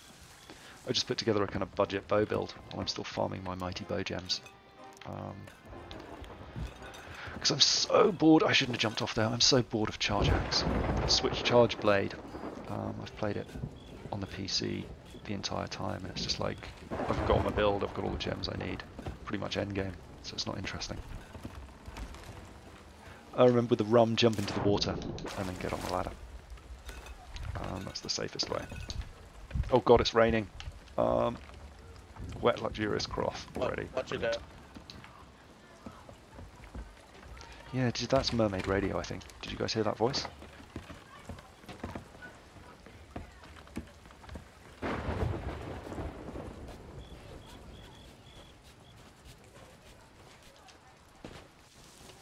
Oh god, is it raining? Does that mean it's a pain to carry this stuff across? That is super annoying. If this gets wet just from the act of carrying it across here, then I don't think I'm going to bother. I'll just leave all the... Oh god! Has it even got spots on it yet? Actually, it looks okay, doesn't it? Oh god, don't fall in! I thought that was going to be a bad jump. Crate of luxurious cloth. Okay, so we can run it. That's fine. That is fine.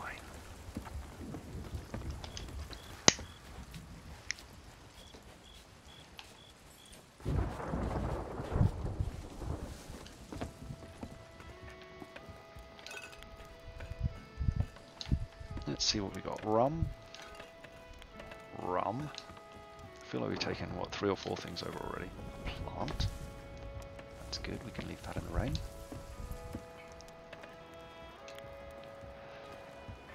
Okay, rum plant. So no more cloth to take over. That's a bonus. I was about to jump onto those rocks, that wouldn't have been clever.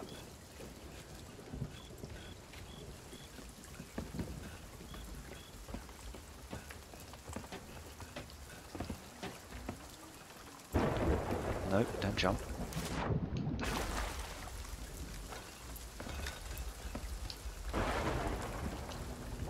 It does feel like the boat's... Oh, I'll tell you what's going on with the boat. Because of the storm it's turning. Does that mean... the storm's probably going to wreck the rum as well, isn't it? Just from that lightning strike.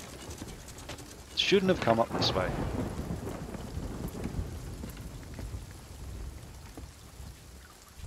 So the message you just found, can you fill the cannonball crate with cursed balls, is your question. Oh, I see, I'm sorry. No, just regular cannonballs. But there are so many cannonballs around on on the outposts, it's not going to be a problem. I didn't actually, we've got 2 or a stack and a half on the ship, so it should be fine. I'll actually grab the crate off this woman and fill it up on the island before I leave. So cannonball, any of those crates I'll just take a detour for because they're so rare. Yeah, there's that mermaid radio again. Oh well.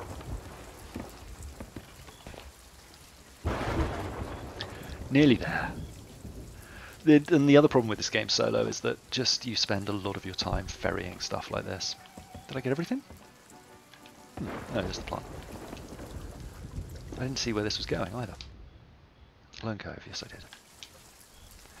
Okay, and we're at Sanctuary. So Lone Cove is one island over to the northeast. That's good. I know where the dock is. Where the lady is on the northeast or the east. No, the west. Buy some barrels anyway.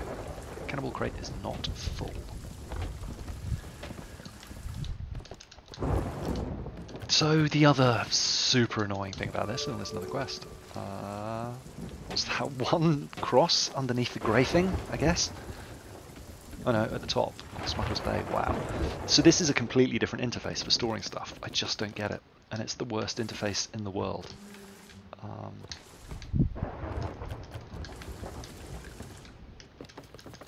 And it's also the weapon switch button. They finally fixed the bug where when you were loading, well, I guess they changed it because the barrels changed. But it used to be that when you were loading barrels previously, you'd quite often switch weapon because it was the same button on a controller. Which was pretty annoying. Where did I put that crate? There. How many we got? 15. Where are we? Sanctuary? That's pretty far to any decent barrels. We'll just load off the ship. It's fine. Let's get this on board.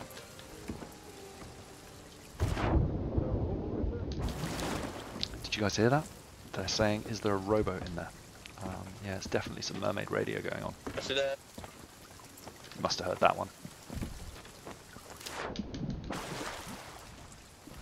But the other cool thing is, like, normally picking the cannonballs that you want, you have to go to resources and then select it there. But if you put them on a hotkey, I don't have any regular cannonballs. If you put them on a hotkey, it'll switch. It'll just toggle around them. Same if you put the musical instruments on, it'll just switch them on a hotkey. It's less useful, but all right. Let's load this thing up. Where was it delivering to? Was it Golden Sands? I think it was. Yeah. Nope.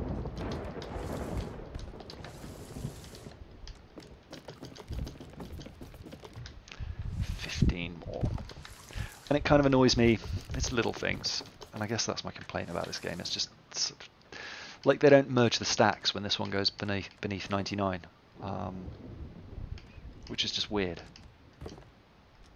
So you have to do that if you want them neatly merged, which, I mean, you don't obviously have to because it'll work it out, but it's like little, how has no one looked at that and just thought that's a bit annoying? We should fix that. Like, so much slips through without QA, I feel like. Alright, sails completely left, wheels completely left, sails completely up. Anchor comes up. I think the storm basically passed over us, so we got away with that.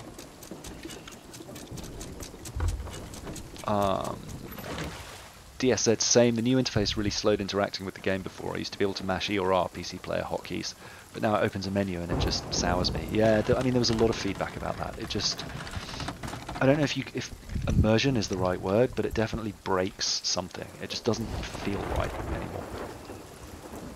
Okay, so Golden Sands is south, and it's between two, there we go, see these rocks here? If you just point yourself straight between those, that island you can see in the middle, that's Golden Sands. These two outposts are really good for merchant runs because they're so close, and if you get chickens or pigs, you can just stop at Cannon Cove, which is this one over here. Pick up the chickens and pigs and then run them to Golden Sands, and then sometimes at Golden Sands you get a run back to Sanctuary, and if you get a really nice run there, you can generate a huge amount of cash really quickly. So way back at the beginning of the game, there was this thing called the Merchant Cheese, where you could lock outposts. So if you completed a mission to 5 of the outposts, then a 6th one would always be the final merchant mission. So what you could do is just go and catch like hundreds of chickens and pigs, lock out the other 5 outposts, and then just hand them all in at this one outpost by cycling missions. And loads of people were doing it to rush merchants, but I actually did it like after I hit Pirate Legend because a friend needed to do it and I wanted to cash, and it seemed like a good way to make cash. But it was no quicker than just being efficient about the islands that you pick and doing regular missions. Because by the time you'd set up, it took about 2 hours to lock all the outposts out, and then another 2 hours of collecting animals, and then suddenly you were in the cash. But for 4 hours work, you could have made 100 grand just doing merchant missions. So I think if you had 8 or 10 hours to spend, I don't know why I'm talking about it theoretically now, but I think if you could have done it for a really long play session, it probably would have worked out. But if you only had like 5 or 6 hours, which is quite long anyway, right? It wasn't really that efficient. There's a shipwreck. Let's go and have a look at that. You guys haven't seen one of these yet, and it's above water, so it's a little bit safer. There's quite often one that spawns around here. So we think that the shipwrecks have like a fixed spawn circle in which they can appear, and it's quite wide. But there's definitely one around these two rocks between Sanctuary and Golden Sands. And here we are. And again, you can tell because it's got lots of seagulls there, and also there's a massive ship sticking out of the water. But sometimes they're completely below water, so the seagulls are the only indication. Don't see any sails on the horizon, so we should be safe. And the other thing you can do, you can crash into these at any speed you want, and you don't take damage. DS said, yeah, we can hear those voices. It's not the demon again. It's not the demons again. Ah, the voices. Did you guys watch Legion? That was really fun. I really enjoyed that show, talking about demons in your head.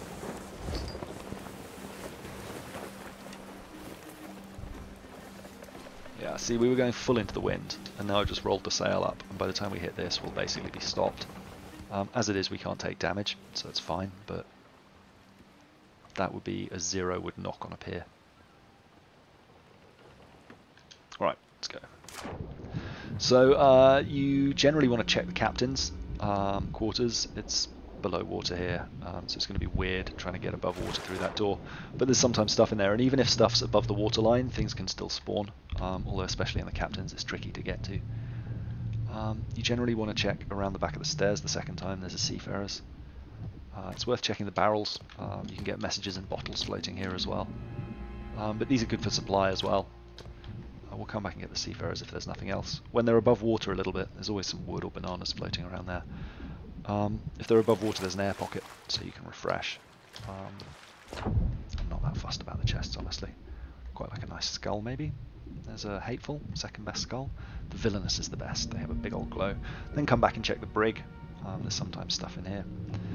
Sometimes very sneakily, there'll be something wedged against that bit of wood there, so keep an eye out for it. And I tend to go back the opposite way I came in, so I came around the left here. I'll go around to the right and just check that there was nothing here or tucked behind the stairs over there. And then switch back if you found something.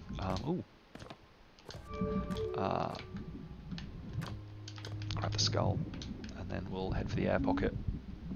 You can maybe hear my breath starting to go a bit.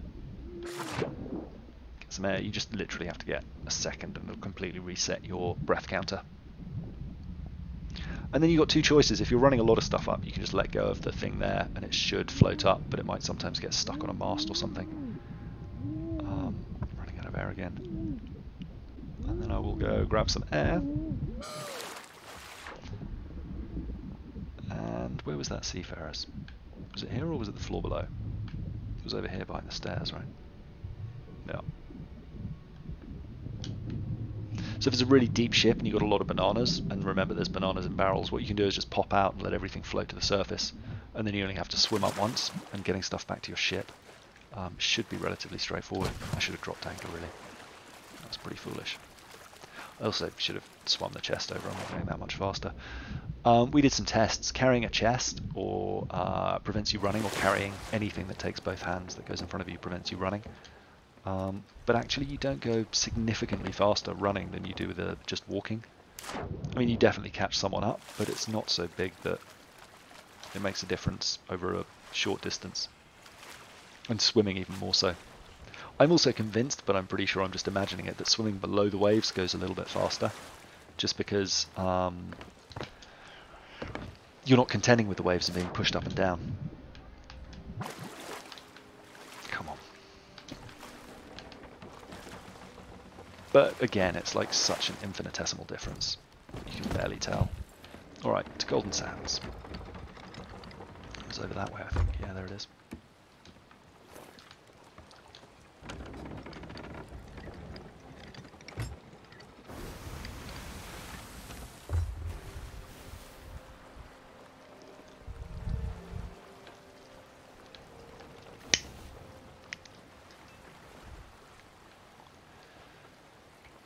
Okay, blue skies, beautiful blue sea. I had the Meg chasing me earlier, but I think she's, because there's so many ships on the server now, she's got other prey, although I thought I just heard a grumble. No, my imagination. I've already forgotten where these are going. Lone Cove. Alright, so I'm going completely the wrong way, but do you know what? It's worth it. Cannonball crate, every time. Cargo runs, well, they're not easy to get because they sometimes don't appear, but they're easier.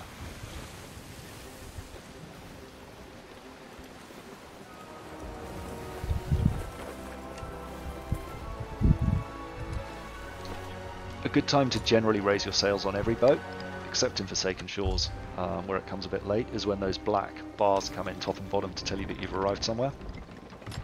Because even if you raise them all the way like that, at least it lets you get the turn that you need. And then on a brig and a galleon, the bigger ships, obviously the stopping distance is much greater. So it tends to be pretty well judged. I may have left that a bit late. I may have left that exceedingly late. I'm going to get a knock here and probably wreck my rum. Yup. Somehow they're still in one piece. I keep forgetting it can damage the rum. Ooh, hello. Quite full of water there, aren't we? See, now what I'm going to do to get the water level to the right point, is bail it out as much as I can here. And then there should, just after I've patched this up, just be a little layer left that I can use to water the plants. Have I got some...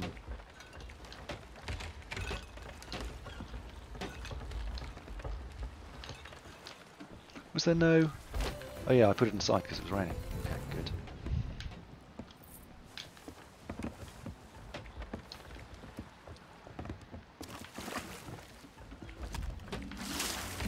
There we go. You might have noticed that leaf just flick up a little bit when I watered it.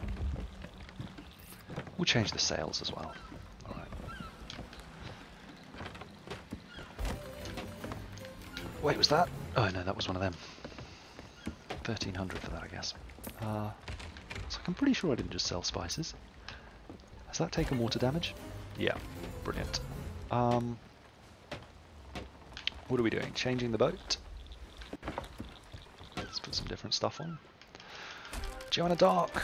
Let's go for a nice bright hull, something red maybe. Oh, I quite like this crab one, it's ridiculous. And let's go for some yellow sails.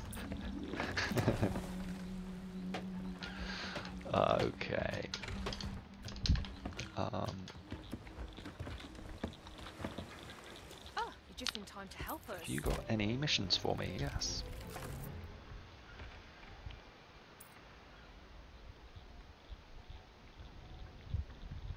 Really? Come on.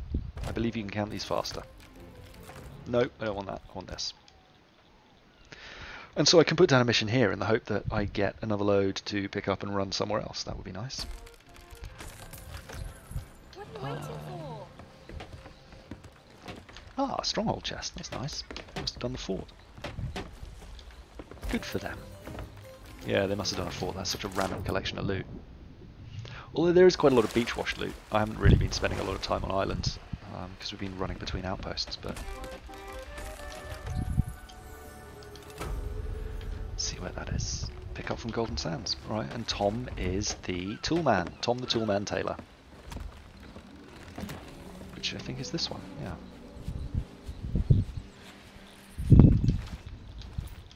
Where's this going? Spores of Plenty. Haven't we just been up there? Isn't that the one all the way to the north? That's pretty boring.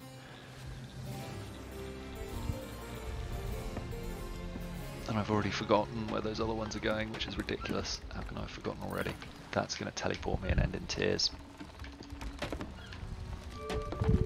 Alright, we're going to have to split this stuff up. Worry about that in a second. So wait, there's... Let's look at it. Let's mark it. Lone Cove. Very good. Alright, so Spoils of Plenty actually isn't terribly out of my way. That's Lone Cove there. And then the Spoils of Plenty store's back up there, so we can totally do that. And maybe we'll find a rowboat at Lone Cove. That would be a lovely bonus. Who did we decide it was? Tom the Toolman Taylor. And the storm is... northeast. That's over Lone Cove. Maybe we'll go to the Spoils of Plenty place first. Rum? I want to see if there's any plants. I'll get those off first before I lose my mind. I'm ringing his doorbell every time I walk in. One plant. I think that's it, isn't it, buddy? Yeah.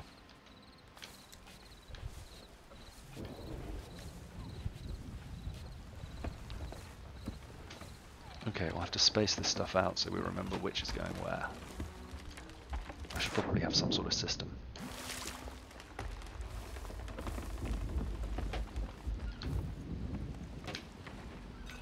Okay, right side is the Spoils of Plenty or whatever.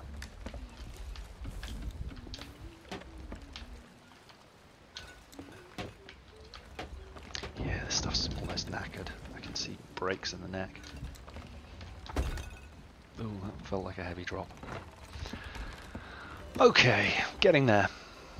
This might be my last one, then I might go and get some food. And plus the guys will be coming on, and I'll check with them that it's okay to stream. Oh, I say last one, last two. And because they got an extra night on me, hopefully I'll be at the point where I'm more or less caught up. These are going on the right, aren't they? We'll worry about the storm later.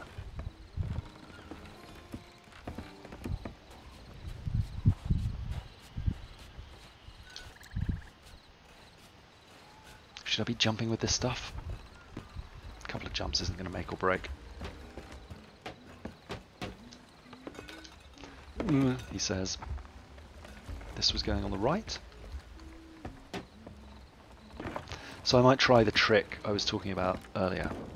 Try and demonstrate it. I might just get it horrifically wrong. We'll see what happens. But with the rum, there's a rum. You can cancel out the damage from jumping by dropping it before you land.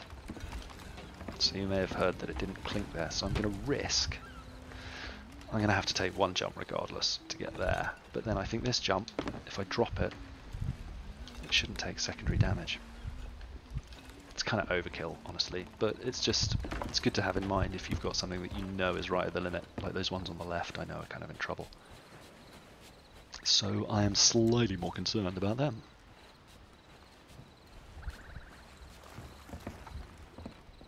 I mean, it is a stunning game.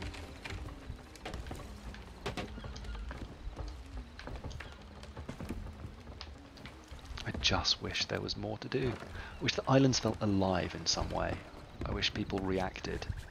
Like when the skeleton ships were up and the invasion stuff was on and all the shopkeepers were like hiding in the middle of town and cowering. It was just a nice touch because for once they were doing something different. You know, it doesn't have to be much, but just a little something goes so far to creating the illusion of, you know, a living, breathing world. When they literally do nothing, sorry, when they literally do nothing, they may as well just be boards that you interact with, or books, or a robot that just goes beep boop, you know? Oh god. Okay, these go on the right. So, where's this storm? Almost over to the east now, but let's go up to the Spoils of Plenty first. It feels like a much safer plan because it's directly away. To the northwest a bit.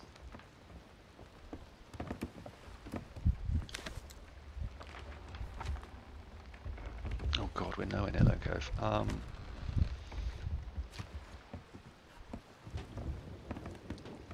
Yeah, so to the northeast is the storm, that's bad. Let's go north.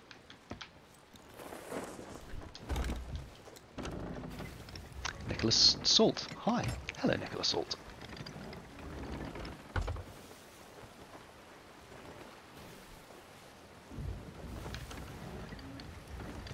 sunsets.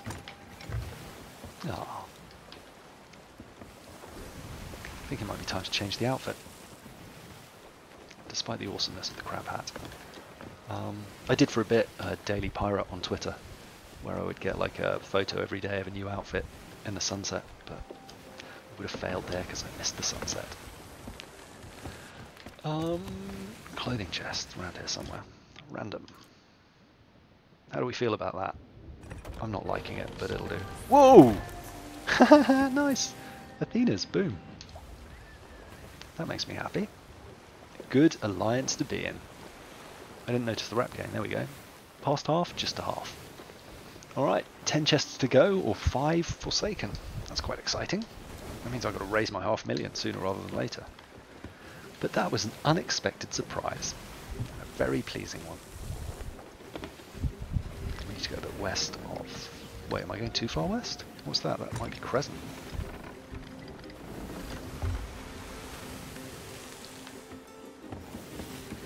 Let's get the light on the situation here. Yeah, that's Crescent Isle. We need to go much more... Wow, much more north.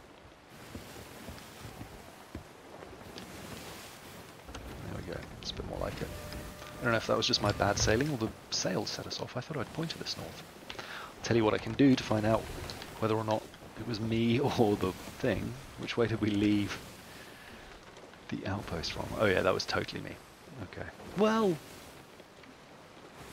Yeah, I was still not going the right direction. Okay. Where's that storm got to?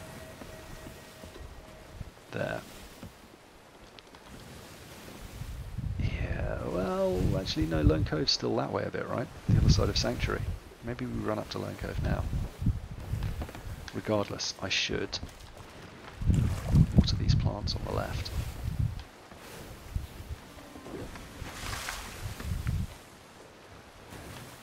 We're about to hit anything? No. Which one did I get? I kind of can't really tell if they're good or bad. I don't know, whatever.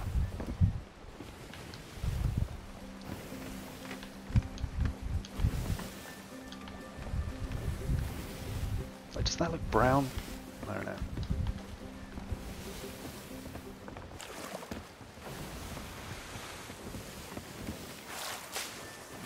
Of course there was a bit of micro stutter, so I didn't see if it actually went up or it was a wave. Anyway, what's done is done. I'm sure they're fine. How's our heading? Sufficient. Yeah, actually that storm is not... We could head over there, but let's keep away from it for now.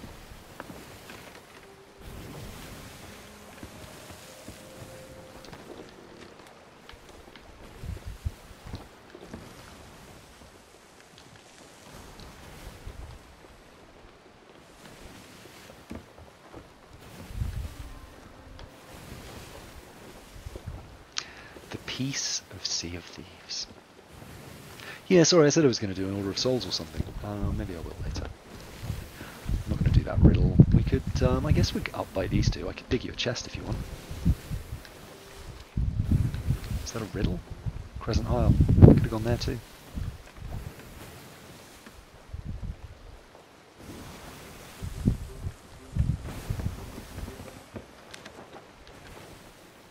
Alright, a little more north.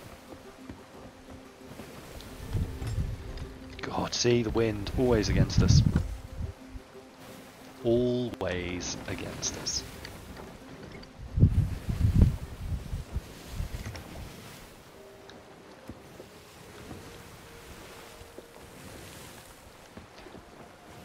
Yeah, that storm's actually pretty clear, and if we go that way we've got the wind, and then going back we're still into the wind, but it's no worse than it would be. Let's do that.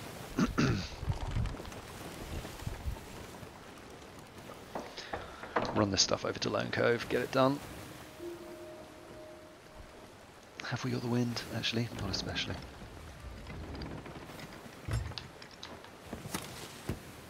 Oh, someone signed out. A little more east.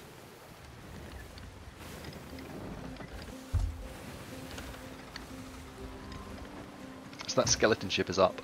You either have a fort or a skeleton ship.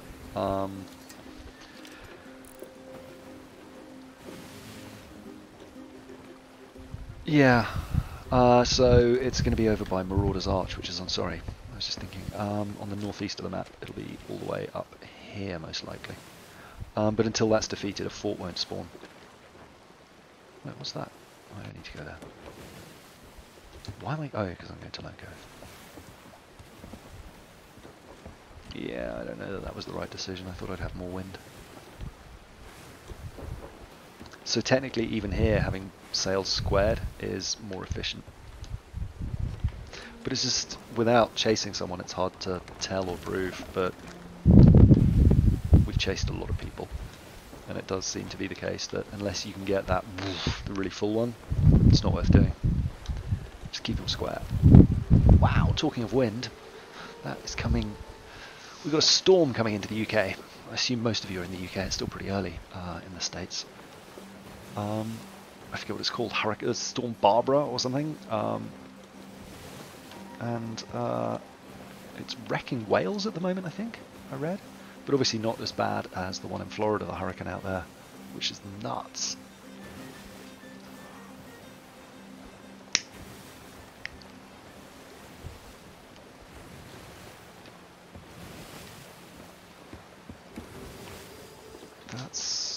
Yeah, okay, that's it. I think, I'm like 90% sure that the drop-off lady is... We've got one... Okay.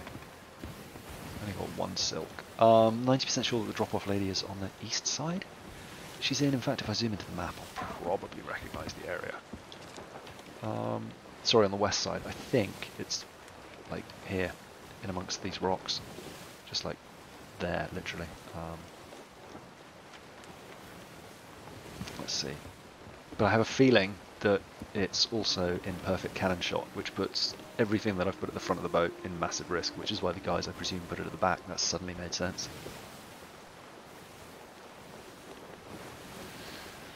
So, yes, friends, don't keep your rum at the front. I don't really care about it, but you should. We're still in alliance. Okay, so there's one of the boats still on the server at least. There's also talk that apparently the servers don't respawn properly, so they invite people in up to the limit, but then they don't, if someone leaves, they don't replace them. I don't know how true that is. I haven't had a server merge in forever. But I guess we'll see. Again, it's one of those things that's tough to test. And I wish there were a way to join the same server as a friend you were on, because it would be really fun sometimes to go 2 sloops instead of 1 galleon, for example. In an alliance. I don't know. Just thoughts. Yeah, I think this is her here. Ooh, is she actually reacting to a snake, or is that just her chilling? A few people have been speculating, I don't know if Rez confirmed it or not, that a lot of these NPCs have like face paint. So perhaps we're going to get face paint in the next patch. Or soon. Let's so that you can do this at islands as well, although it's a little more risky depending on what the ground is like. But you can leave your sail down a tiny. I always check that it's going. Yeah, that spells plenty. Leave your sail a tiny bit down; it'll just nudge up to the shore as far as it can go. I probably want to drop into the water there rather than the land. Ah, and some beach washed loot. And a snake. Snake. Cannonballs. I forgot to empty my pockets. Another mission. Ooh, delivery. Create a cannonballs sanctuary. Perhaps I'll have to do that as well. God damn you, snake. This is why I have this on shortcut and I failed to use it. No scope of snake. So you get this poison effect and you lose a bit of health over time. It's kind of all that does. So you can hear the boat grinding up against the shore, presumably. But also you may notice it's on a bit of an angle, so what will happen is because I got the sail down, it will eventually... Oh, whoa, that's not what I meant to do! Because I got the sail down, it'll eventually push itself off. That shouldn't cause any problems because we weren't really moving. But now it's going to slide away, and it'll be further away than when I started. So you really want to make sure that if you do that little sail down trick, A, only put it down the tiniest bit, and B, make sure you're square with the shore. And bear in mind that the shore line that's out of sight might not always be square to what you can see. I'm just confusing things now. Essentially, be careful if you use that trick and just make sure the ship doesn't get away from you. Is that more? No. I used to always take gunpowder because it was useful if you meet another ship. Now it just feels like a liability. Because if people board you, they can drop it. I should have sold that at the outpost when I was there. Now we've got... Is one of those a gunpowder? No, they should be fine. Thankfully, skeletons miss a little bit more than they used to with pistols. You can also kind of body block, although that wasn't a great example of how to do it.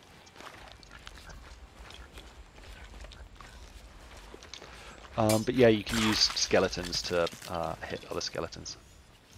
Oh, I forgot to jump. Wow, special. Notice that when you sword lunge, if you don't hit anything, you get like a bit of time that you can just look around. You can't actually swing your sword for a second afterwards. So always make sure that your sword lunge is hit in a crisis, otherwise you're going to leave yourself more exposed than you were before. But when used properly, it can be an awesome way to... I pushed that, but didn't read it.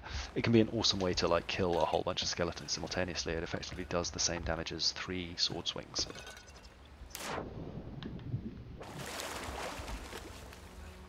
And the other thing is, if you block first, when you're charging it up, you can move around. And if you... No, that was a really poor effort. You would think I'd be much better at this by now. But if you jump... Wow. I'm ashamed. Like that. Not like that. It's got glitchy now. That definitely wasn't me. Oh, I give up. But if you jump, it covers a lot more ground. When you do it into water, you'll go a lot faster. You'll jump over the heads of skeletons, but hit them all without stopping like you would do if you weren't jumping. It's just generally much more effective. I think when I'm trying to do it like this, I think this has gone bad, hasn't it? Is that 350? Oh no, we just got it. But yeah, when I'm trying to do it, it always fails. When I don't think about it, it works. Sod's law. But yeah, remember to block, because... Oh, that's quite wrong. Okay, if you don't block, you can't... Oh, did they change it? You can move. That's weird. Huh. You didn't used to be able to move if you didn't block first. Nope. No. Does that not water it? Or is it already buggered? Oh no, that looks fresh now. It's weird, I just, yeah. Alright, well you just rah-ing me in the face. And they've all got some flavour text if you talk to them. Like a little bit of, well, not even really lore. They just sort of mentioned Merrick, the one I spoke to. It didn't seem that interesting. There was one of these as well, wasn't there? 2 of these. This one was still luxurious, really? That one looked wet. Okay, I'll take it. Yeah, so they definitely have a warning state where they have a bit of water on them, but they're still not busted. I thought that was as bad as they got. This one's wet though, isn't it? Yeah. Oh, it's got more spots, hasn't it? Yeah, the other one just had maybe 3? Alas. Alright, let's run these other ones up to the... oh no, we had a crate of cannonballs, didn't we? Was that back to Sanctuary? Yep. Alright. How long have we got on that, actually? 7 AM on the 10th. Oh, it's the 9th. Okay, yeah, we're going there now. I mean, it's 24 minutes, but it's also quite a long sail against the wind. That said, we've already come quite far north. It's cannonballs. I've had like 4 cannonballs today. They're the commonest. I'm fine with it. We can miss a cannonball. I need wood crates more than anything.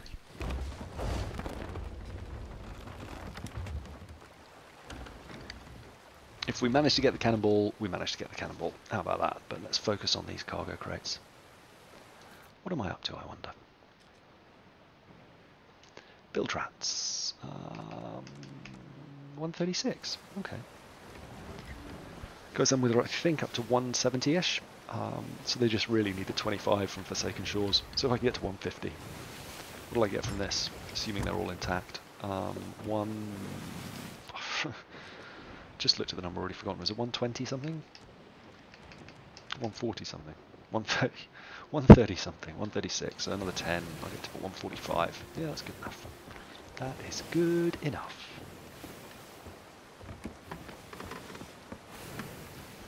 Oh, and I can go to Sanctuary anyway to sell this trash.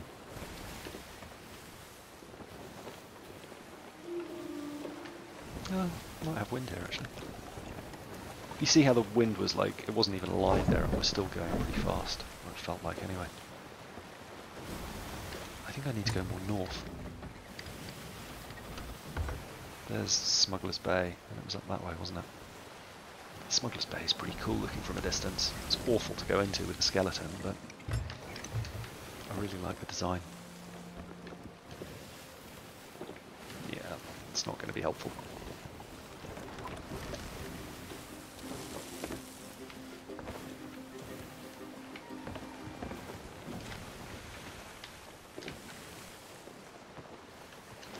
That's Sanctuary.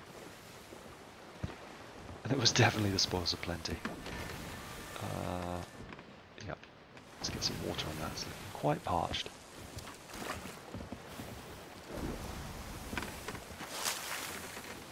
Oh, yeah. Alright, I've already let it get parched. Fine. Barrels? Do I care about barrels? Kind of. Might be a wood crate. And there's quite a lot of them. I shouldn't die and crash. We'll see. We will see.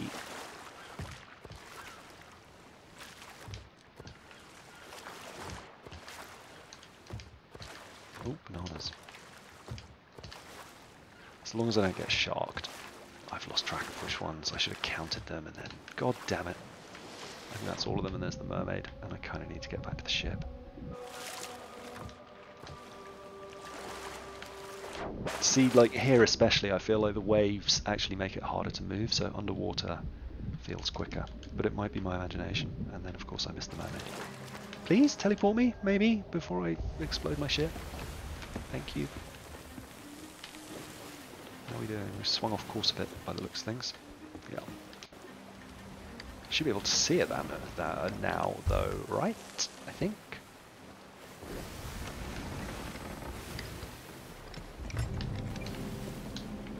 Sandy Shallows, so named for a reason. Don't get too close. Is that it there? Or is that just a random rock? That can't be it. Could be it.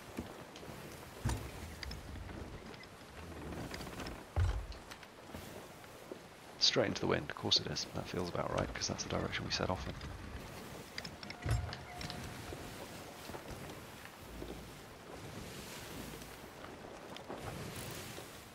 Yep, that's it. Pointed right at it.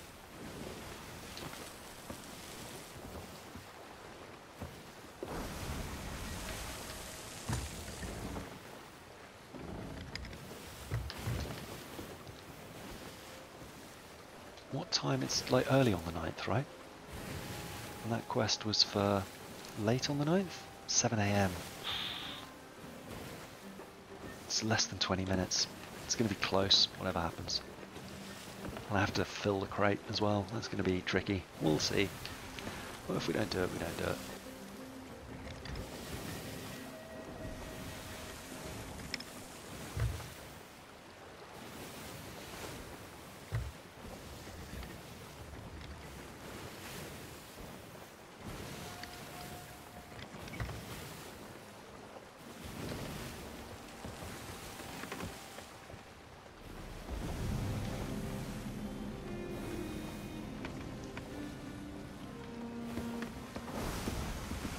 Okay, let's raise a little bit of sail. That's probably a little bit preemptive. Oh no, that would have been actually perfect. I'm going to come in too hot now and all the rum's going to die. No, actually, yeah, see, it always breaks fast. I completely forgot we were going straight into the wind.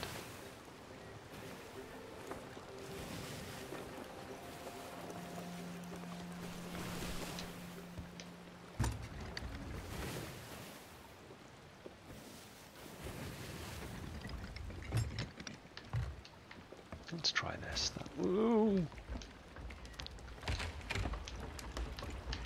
A, taking water, B, probably smash the rum, damn it.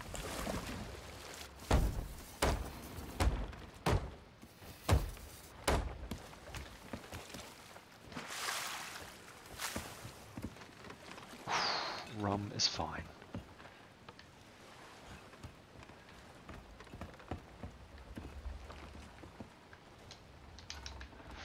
That was a bit risky.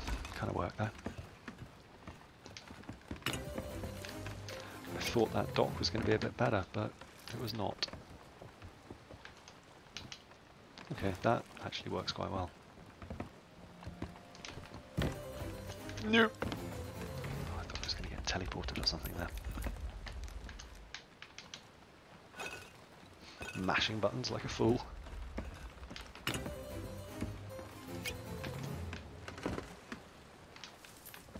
This thing's already knackered, isn't it? So.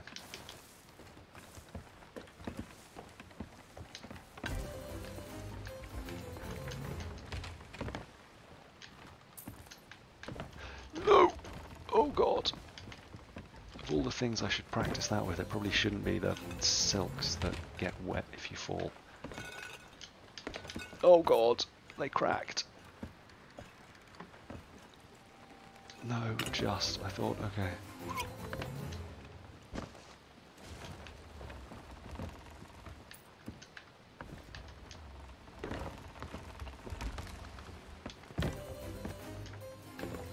Is that everything?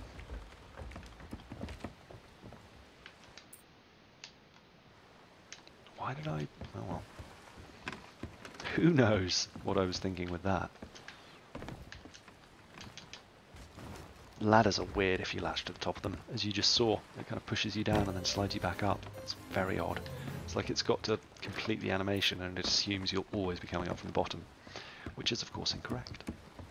I just wanted to see if he had any of the stuff for sale. Welcome to the spoils. I think it changes daily. It must do, like in game day. So actually, if you don't have much stuff, the discount there is pretty solid. I got a crab lantern when I very first logged in to check it out. Before I bought like all the crab and whatever the other one, kraken sets are.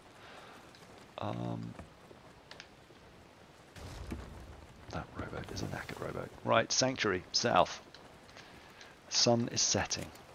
We've got till 7 AM. That's east, right? West, yeah. Sun sets in the west, rises in the east. Land of the rising sun. East, yes. Let's patch this hole.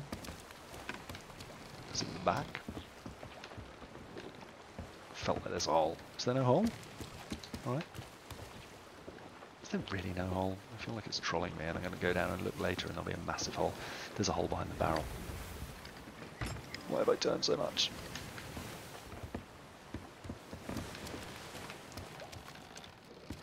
There isn't a hole behind the barrel. Why?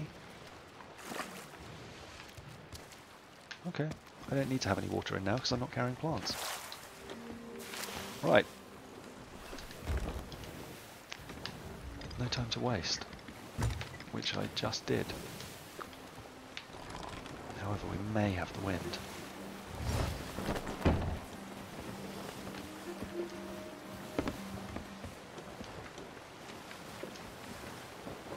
A little bit more east. That's actually good, that keeps us in the wind.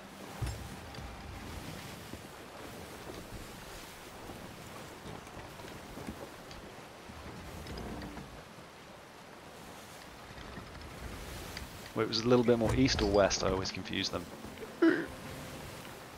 Yeah, no, okay, that's good. We've still got the wind. But time, she is a ticking. 11 o'clock. So, it's about to become the 10th.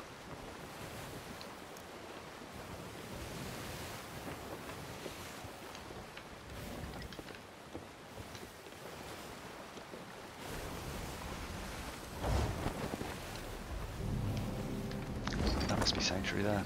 Okay. Where's Sandy Shallows? Right there, okay. Is that sail trimmed? It doesn't feel like it. No. Okay. Sanctuary East, so we want to be on the northeast side. How many cannonballs have I got? Let's just take 10 now. Fill them up, then bring it back and do the other 40. We should have time. We'll see. It's going to be a close run thing either way.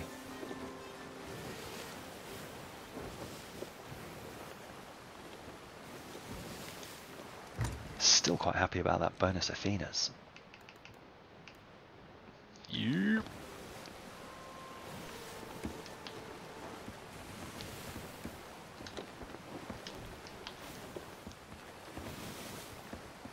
There we are. Dancing pirate.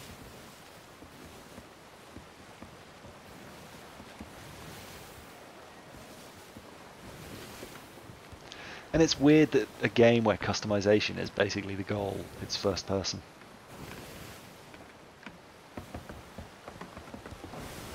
Anyway, enough complaining. It's clearly got something, or I wouldn't play it as much as I do.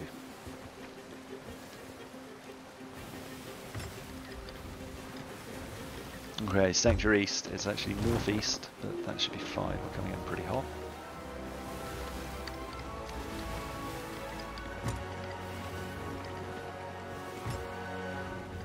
Around the other side of this rock. Wait, can I squeeze through there? I hardly ever come from this side, it's so funny. Yeah, we gotta go wide. You generally don't need to go much further north than Sanctuary. Like if you get an Order of Souls or a Gold Hoarder up there, unless it's a really good one, it's such a long way. And then the chances of the next one being anywhere near are so slim.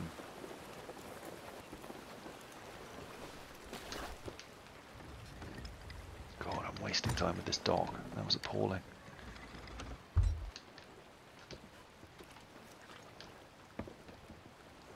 We don't have anything on board, do we? Did I forget to sell any stuff? Ammo crate. So I can pretty much just run off. It doesn't really matter if I take damage. That said, I have some pride.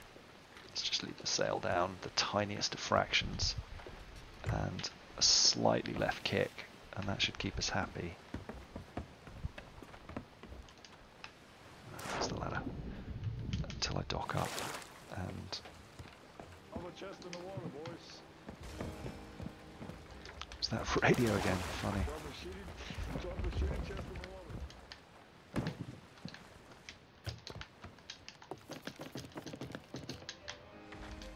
water. Yeah, I pre-looted, didn't I, to save myself time earlier, and then completely forgot.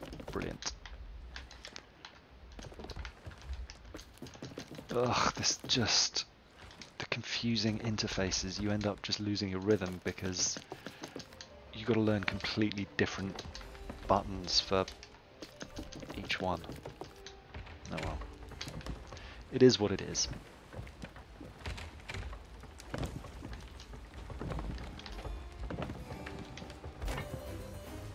There we are. So what does that put me up to on cannonball crates? I think they must be catching banana. Banana's 17, that hasn't changed, but this was... I thought that was 12 at the start of the day, and I feel like I've done lots more than that.